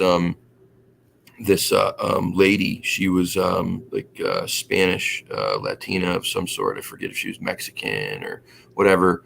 And she was murdered there. And then there was a bunch of other stuff that's happened there. The most experienced paranormal investigators say over and over that there is a portal in the basement of that place. It's one of the most evil places on the planet. Ghost Adventures have been there multiple times. The first time they went, it was so bad that what they brought home with them ruined Aaron and Nick's marriages.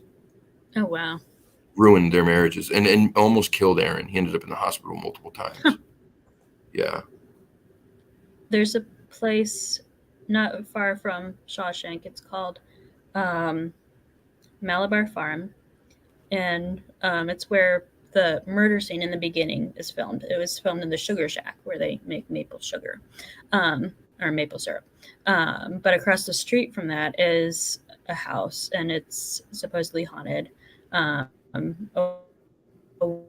woman, I forget the story. They have a play about it every year, but it's like this woman poisoned her family because they said that she couldn't be with the man who lived down the street. And they say it's haunted, and people have come and done um, things there, like investigating it. That and the house where Louis Bromfield was lived, which is right up the hill, and that's where Laura Bacall and Humphrey Bogart were married. No shit. Mm-hmm. Wait, what is this place? It's called Malabar Farm. It's a state park, but it is a working farm, so they have animals and that sort of thing. Louis Bromfield was an author back in the 50s, and Yeah. it was his house. And Humphrey Bogart was really good friends with Louis Bromfield, and that's where he and Lauren Bacall were married. Damn. I wanted. What is? Isn't there another place there near you? That's what I was trying to look up right now. I swear it's by you. Hold on.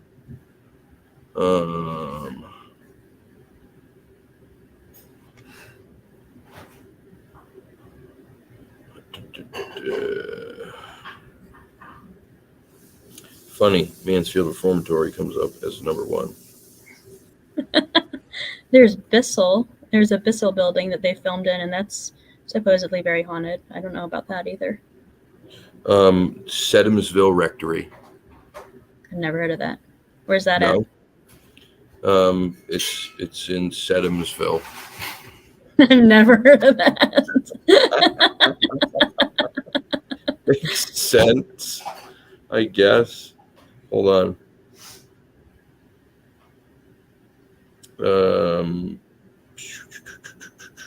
There's Serpent's Mound, which is south. I mean, that's a state park as well, but that's has Adena things in the mounds, and I've heard weird things go on there. Yeah, no, this place is this to get out your EMFs and your holy water. That's what it says right off the bat. Said to be haunted by an evil spirit. Building historically housed priests, including Father Donald MacLeod, who was hit by a train in the 1800s and whose ghost has been seen wandering near the building.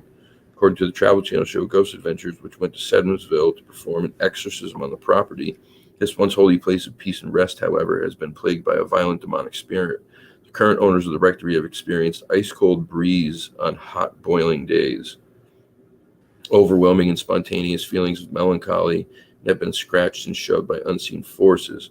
People have also reported hearing unexplained voices, seeing doors opening and closing on their own, as well as witnessing the spirit of a child with a noose around its neck. Sounds fun. Sounds fun. Miss Joni's garden lives 3 miles west of Serpent Mound. Oh shit, Serpent Mound. Yeah, that's awesome.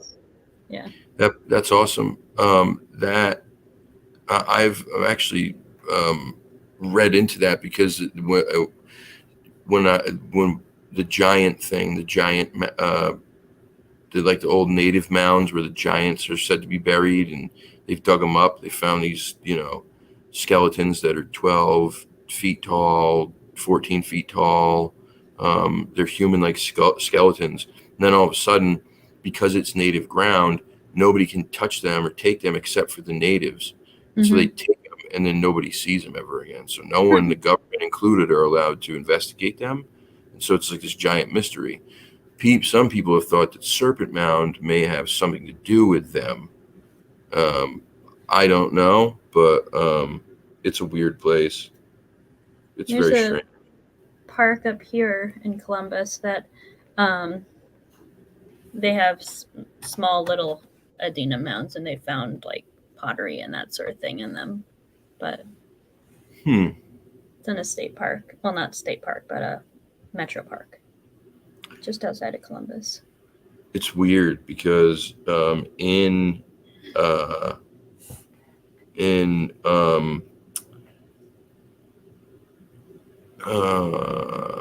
Patchogue State Park, where I go, Mm-hmm. when me and Mike went out those 2 times, we found all these mounds out there in the middle of nowhere, and they all were the same size and shape, every single one of them, and all in the same area. It was Oh, very wow. strange, very weird, and that's where we found that giant pile of pine cones too. Oh, wow. It was very weird, and I kept saying to him, like, dude, this is strange that there's mounds out here that are shaped like this, like, it looked like a grave is what it looked like. Like, it looked like a body could be buried there. Oh, wow. But I'm saying to him, like, like, should we do something? Like, and he's like, I don't think we should do anything, man. And like, yeah, the overwhelming decision was we probably shouldn't dig these things up because who the hell knows what's in there. And Patchogue Right. already has a history of being haunted anyway. So I wasn't going to touch them. Beaver Creek State Park. Okay, that is just outside of Cincinnati. Yeah, Beaver Creek. This is not what I was thinking of, but this is something that I just heard the other day. Actually, somebody mentioned Beaver Creek State Park, Malabar Farm. There it is. Yeah. Yep. The Hamel House Inn, None of that. Thurber House in Columbus, That's an old people house. Prospect Place. That's the place I was thinking of. It wasn't even Sedumsville. I think I have heard of that. It was a former stop of the Underground Railroad, and many battles during the Civil War occurred there. Yeah, that's the place. There's a place called Ripley, Ohio. It's right on the water, and there's a church there. It's a Presbyterian church, and that is where, quote unquote, Uncle Tom, who the book is after, ran to. Like, it's a true story. That's where he ran. Really? Mm-hmm. Huh. Never knew that. What's this place? Satan's Hollow? You ever hear of this?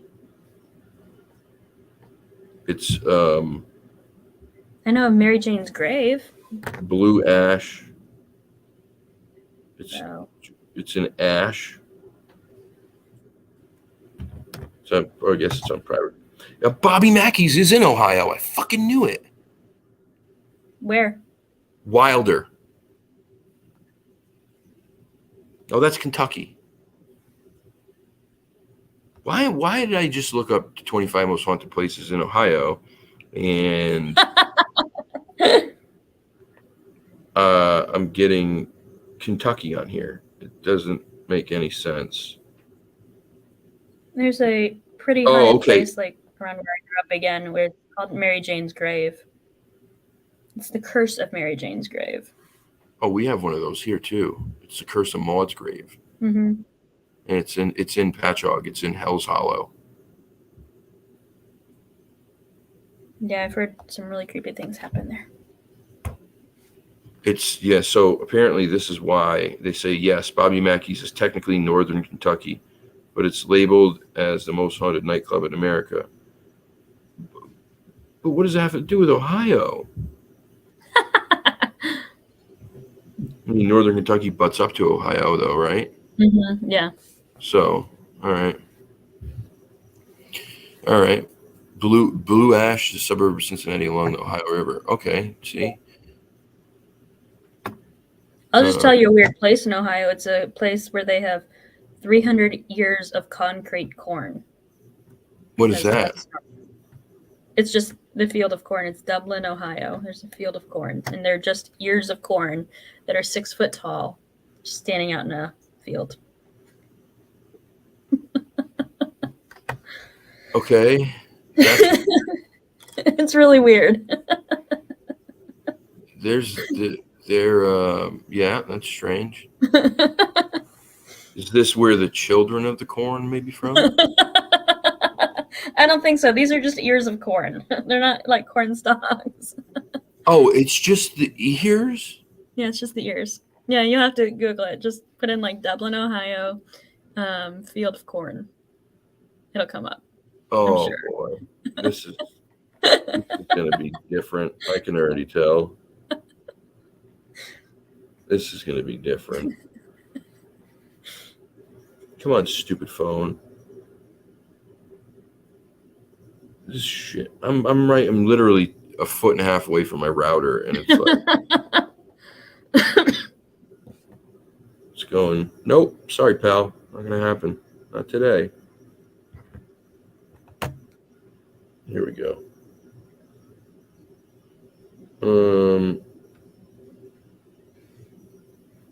Dublin. Ohio, field of corn. Nope, not. I didn't spell it right. Dublin, Ohio. Not Ohu, Ohio. Field of corn. There it is. Uh-huh. There. Let me see. Let's see the pic. Oh. There's Okay. 300 of them. Okay. From far away, wouldn't look like corn. Bernie said the same thing. 6 foot tall. Those sounds like adult corns. Oh no, he meant they're grown. I'm thinking something totally different. A different kind of adult that don't look like corn to me. Not from a few hundred feet away. Ribbed for her pleasure. Oh God, it's terrible. Why? But why? Why? Well, I did on one of my lives I went there and it shows like why, and because of the history, and it's dedicated to the person who had a large farm there, and it shows like the history of farming in Ohio and blah blah blah blah blah. But I'm like, why corn? Like, why are there 300 ears of corn in this field? It's weird. It's just weird, like especially that it's concrete. I don't know. Mm-hmm. Yeah, and they're not the same. Like they're all different too. So like a fingerprint. Yeah, I don't know. Yeah. Jeez Louise, this is strange.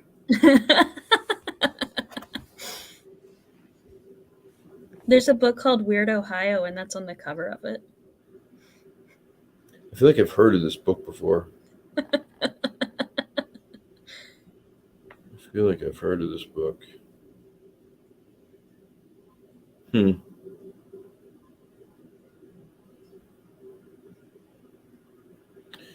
Oh boy. A bunch of haunted places. Mm-hmm. Like this is a very long list. This one. Jesus. Also, real quick, any you guys seen the new Top Gun movie, Maverick? Mm-hmm. I put that on my list as one of the best movies I've ever seen. I thought it was fucking awesome. It was really, really good. Yeah. It was really, really good.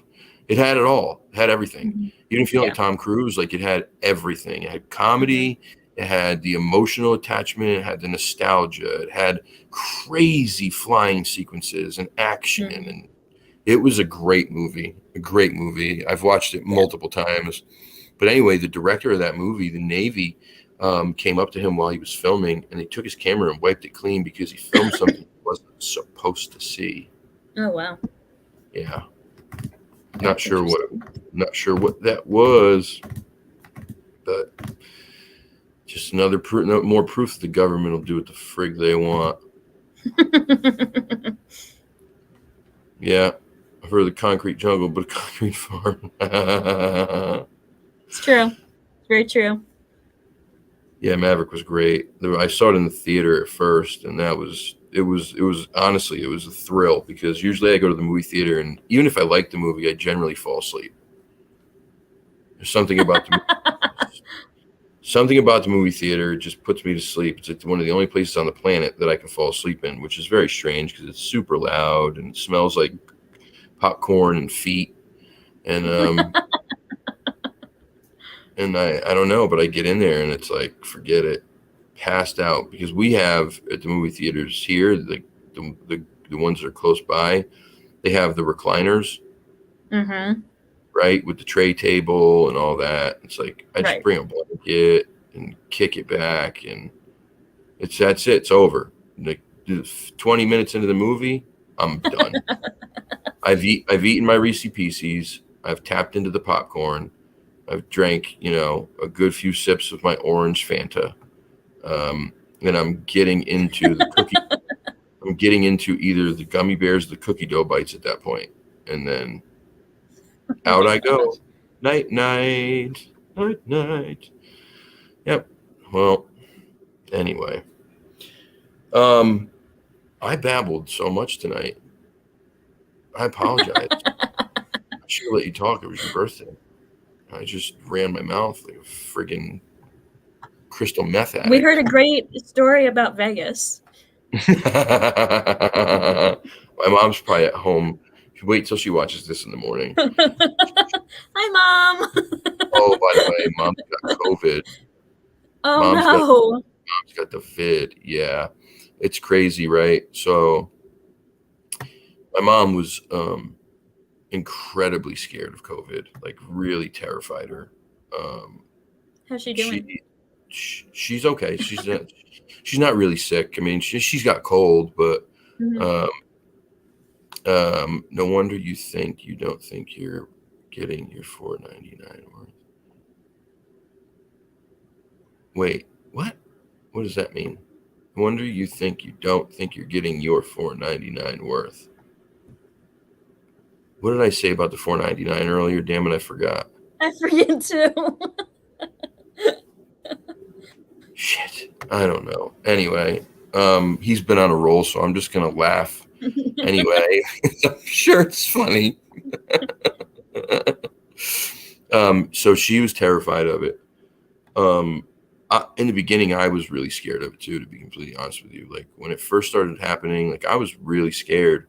And then, and so she really carried on though through a long time. She was like adamant about not getting it. She did not want to get it. If you had been around anybody who she thought had it, stay the frig away, get away, mask on when you come over. Like she was really scared. Mm-hmm. And now she's got it, and she just calls me and she's like, hey. And I'm like, yeah, what's going on? She's like, I got COVID. And I'm like, you don't sound too upset or scared at this point. And she's like, well, I don't know, it's just not too bad. It's more like a cold. But she's had this. Yeah. The thing is, she's had this cold for like, I don't know, few weeks. It's been a while. And she took the test when she first got sick, like a few days after, and it was negative.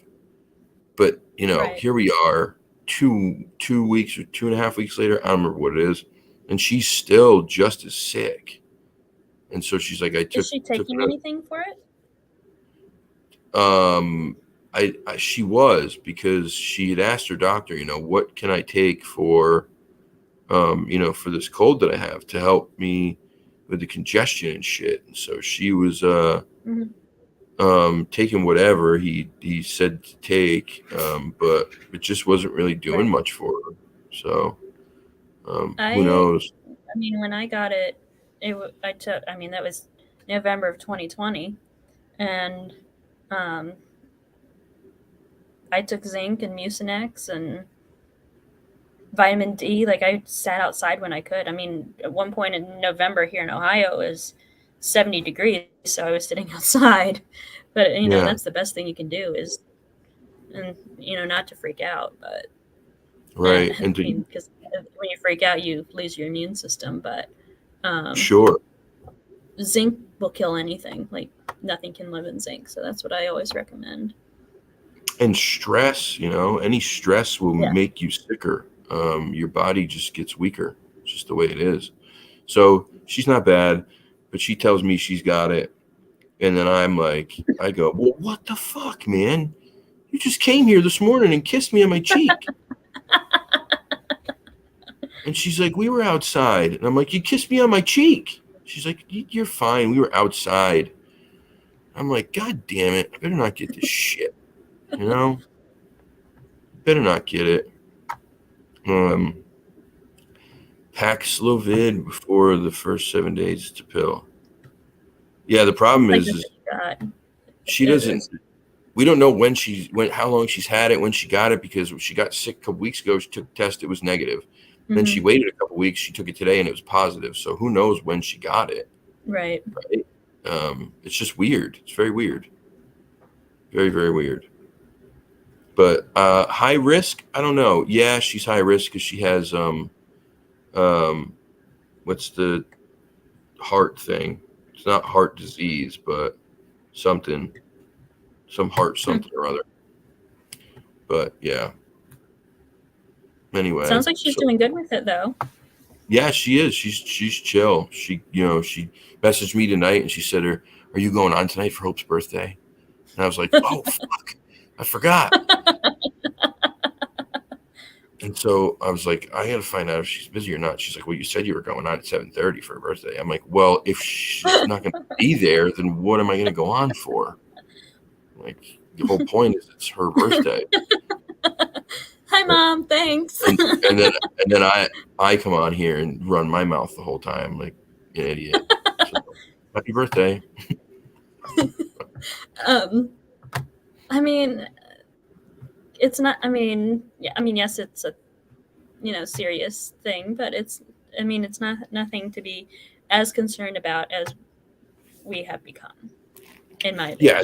Because I mean, I got it in 2020, and when there was nothing, and it was like the flu for me. I mean, it wasn't like a cold. It was the flu. I had a fever and all the fun stuff. The weirdest thing was losing my smell and my taste, but yeah, that's got to be really freaking weird.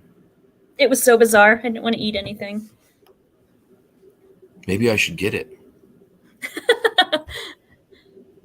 I mean, and then like last year I ended up with like the stomach flu, and when I had that, I was like, I would rather have COVID 10 times over than have the stomach flu. Like, oh, that's the worst.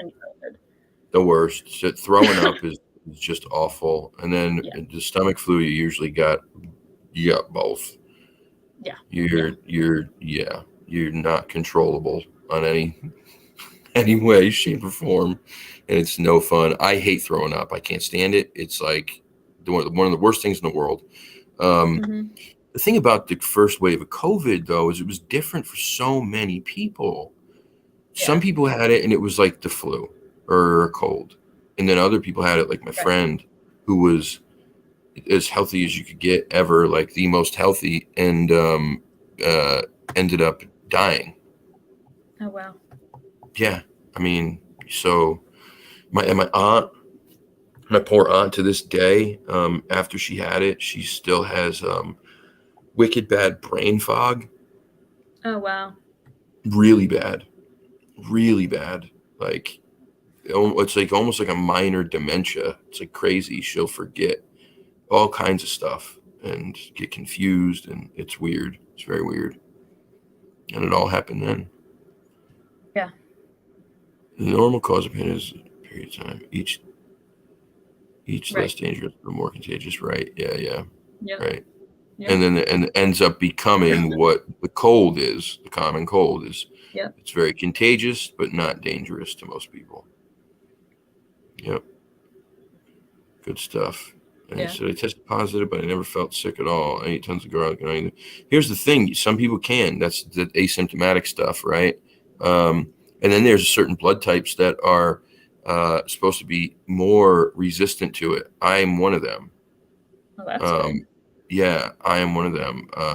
I'm also a blood type that is supposedly, I think, David Paulides talked about it in the new movie, that is tied to either, I forget if it was Sasquatch or if it was the alien thing. I don't remember. O negative or something. And then RH blood types is have rhesus monkey genes in them, if you have Rh blood. So Rh what's your blood type. type? I'm O negative. Okay. Yeah, and Rh negative is rhesus monkey. Are you Rh negative, Janelle? My husband almost died from the first wave. Healthy 52. Yeah, see, that's what I'm talking about. You just don't know. It was fucking scary. I don't care what anyone says. It was real. The illness was real. It was created by somebody, I'm sure, but it was real. Mm-hmm. Okay, so you're O negative. So you're one of the, O positive. O blood types are supposed to be much more resistant to it. O negative Which being one the is the most universal resistant. donor? I think it's O negative. O negative. Or Janelle just said. O positive. Janelle would know. She's a nurse. She's a nurse. What is it? What's the universal blood type, Janelle? Is it O negative?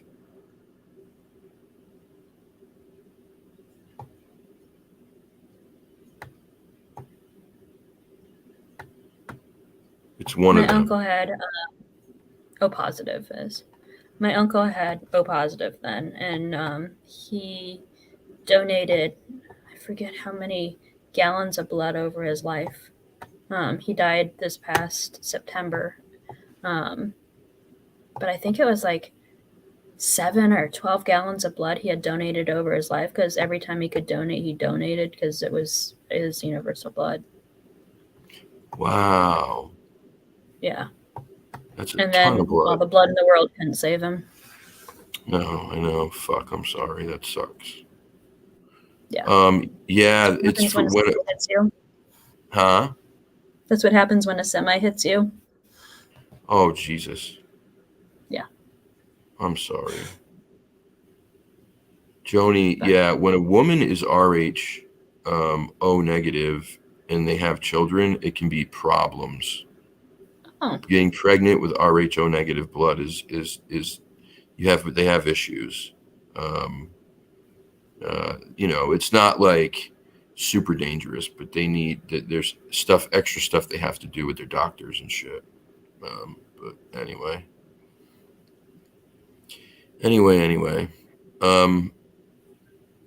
I got to get going. I got to get up in the morning. I got to drive tomorrow to, well, actually, I don't know. Let me ask now that I'm on here. I'll let you guys decide. Hold on. Got to look it up now. Got to pull it up again.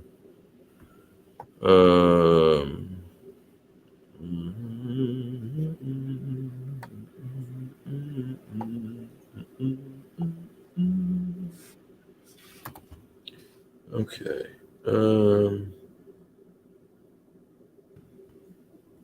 Allow.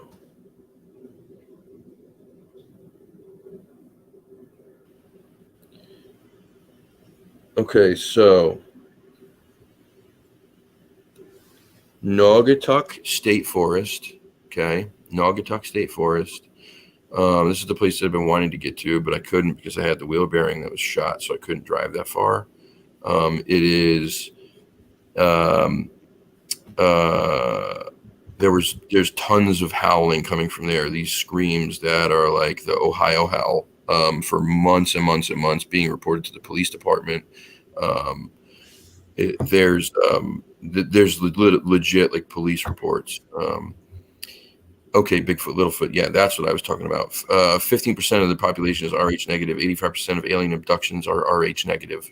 Pretty weird.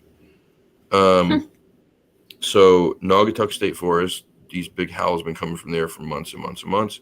Mattituck State Forest, there has been, I think it was 4 or 5 sightings in and around that area in the last 3 months. And also somebody reported audio coming from there. So you guys decide. You tell me, Naugatuck or Mattituck? And let's see how we spell them.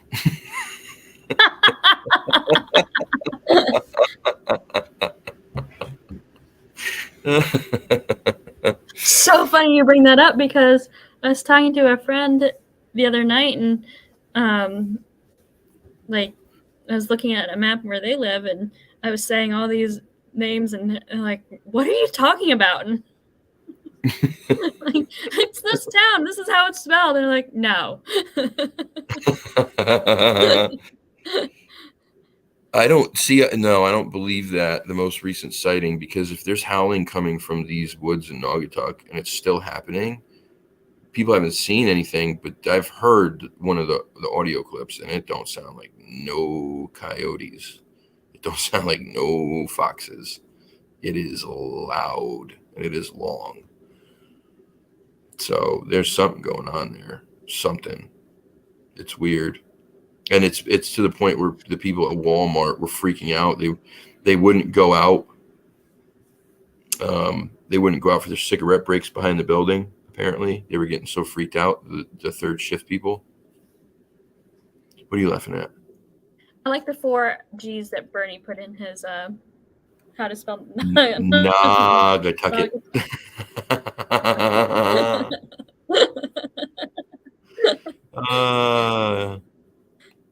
Safe, not going to bring anything back with you. Well, I can't. I mean, I already got Nigel here in the shed, and he's been a prick lately. So he was really mad tonight. Yeah. Oh, yeah. We got coyotes here. Yeah. All over the place. Would you shut up, you donut? You British donut. I'm gonna send my shed dwelling Sasquatch named Nigel to come show you what's up. That's fresh. International Man of Misery.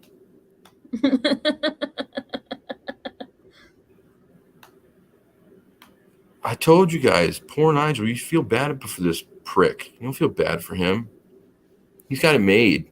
He's out there right now. Nigel. Like, how can you not feel bad for somebody named Nigel or something? What? Are you kidding me? That's like such a classy English name.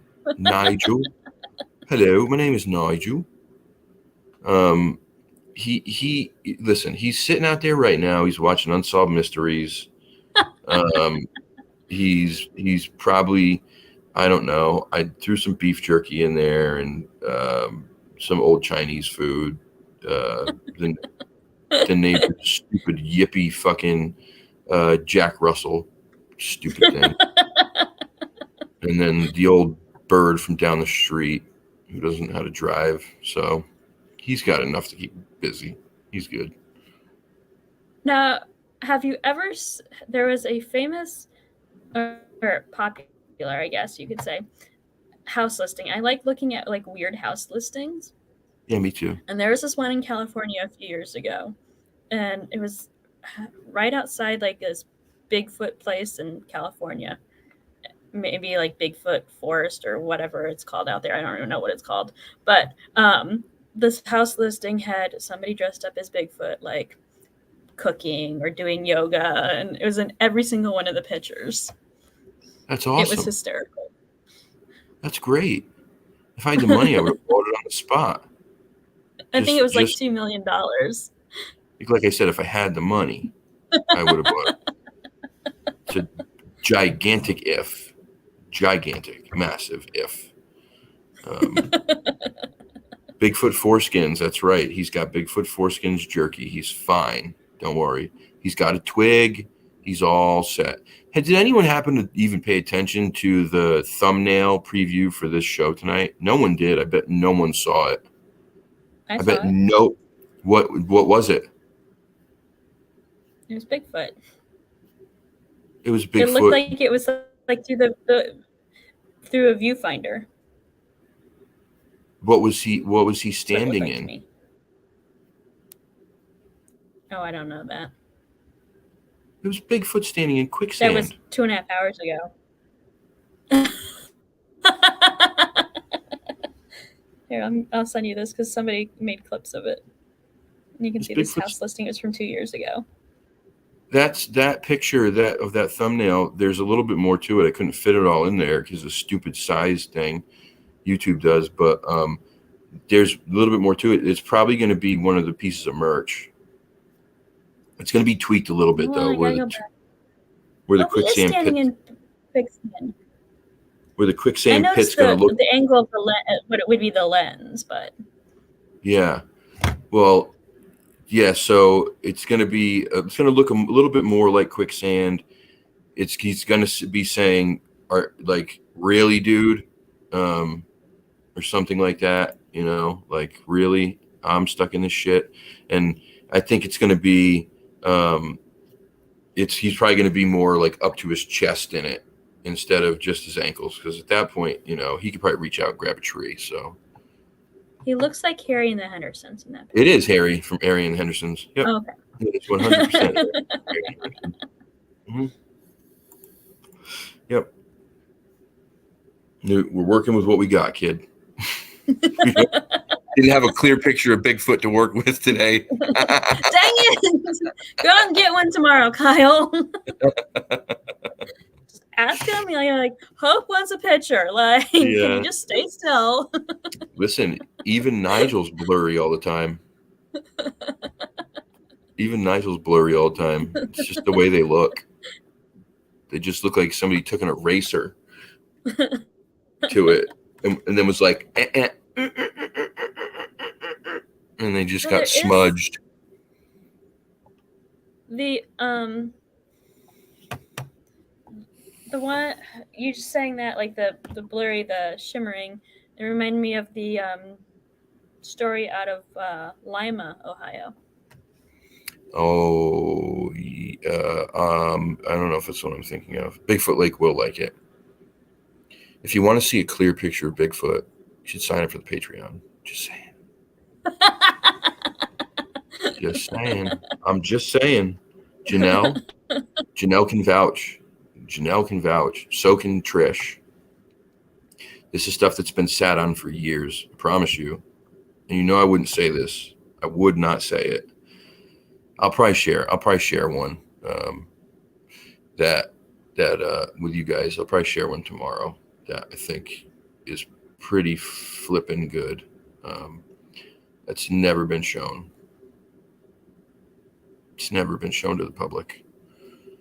I was getting nervous of showing stuff, man. So I figured I could do it on the Patreon. It would help me out a little bit, and it would only be to my people. You know what I'm saying? Right. Because this community can be just so terrible.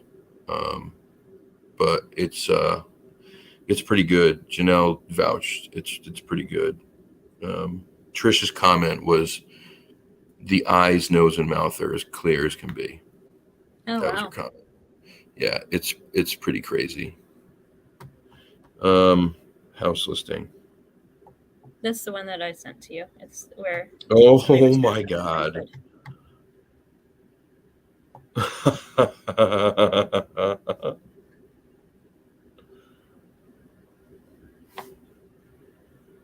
Oh, this is awesome.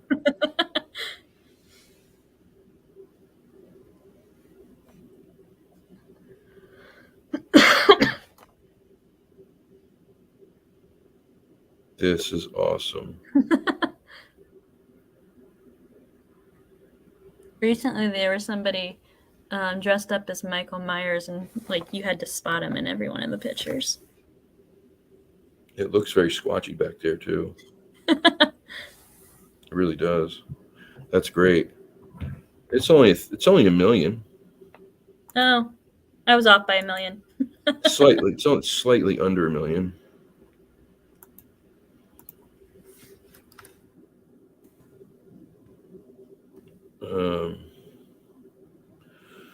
All right, guys, I gotta get going. I'm sorry. I gotta still do some shit on here for some stuff next week, and I gotta sleep. I'm tired. But thank you for coming on tonight, and thanks for having me. Thank you for helping. Really, thank you so much for helping, because you know, you guys, it's a volunteer thing, and you don't have to do it. And that's the other thing I wanted to say again. I said it to you the other day, and Sandy's here, so I want her to hear this. Don't ever feel like you ever have to be here. You don't have to be here ever. There's never a time where you should ever feel like you have to rush to get in to watch the live and be in the chat or any of that shit. You don't. This is not something that's that serious. When you're here, I'm so grateful. Just know that. But real life comes first. Like, that's period. That's it. This is YouTube. This is silly shit. Like, your real life is always more important. So don't ever, ever, ever feel like you got to feel bad if you're not here. You got to rush to get here. You have to tell me if you can't be here. No, you don't ever have to do any of that. You're good. You're good. So just know that when you're here, I'm very grateful. Yep. Yep. Thank you. What did I say tonight? I was like, oh, when-ish. When-ish. Yeah. Then you want to hop on tonight? And she goes, when-ish. I literally laughed out loud. I'm like, that's great. That's great. Oh, thank you, Sandy. That's very sweet. Thank you very much. Appreciate you guys. All right, I'm gonna go do a little bit of work and then I'm gonna get some rest. I'm gonna be live tomorrow during the day. Depending on how things go. I may pop on tomorrow night for a little bit. Just depends, but we'll see. We'll see. But anyway, when-ish thank you. Tomorrow night. When-ish. I don't know when-ish yet. Probably around the same time-ish, 7:30-ish. Ish. Which actually worked out because it ended up being 7:35 or 7:36. Yeah. So 7:30-ish was pretty correct. Ish. Yeah. Ish. Yeah. All right, guys. Oh, and if you weren't here for the beginning of this, please go back and listen to the Vegas story. I promise you it's worth it. Promise you it is. All right, guys. Have a good night. I'll see you all tomorrow. Happy birthday. Thank you. All right. Good night, guys.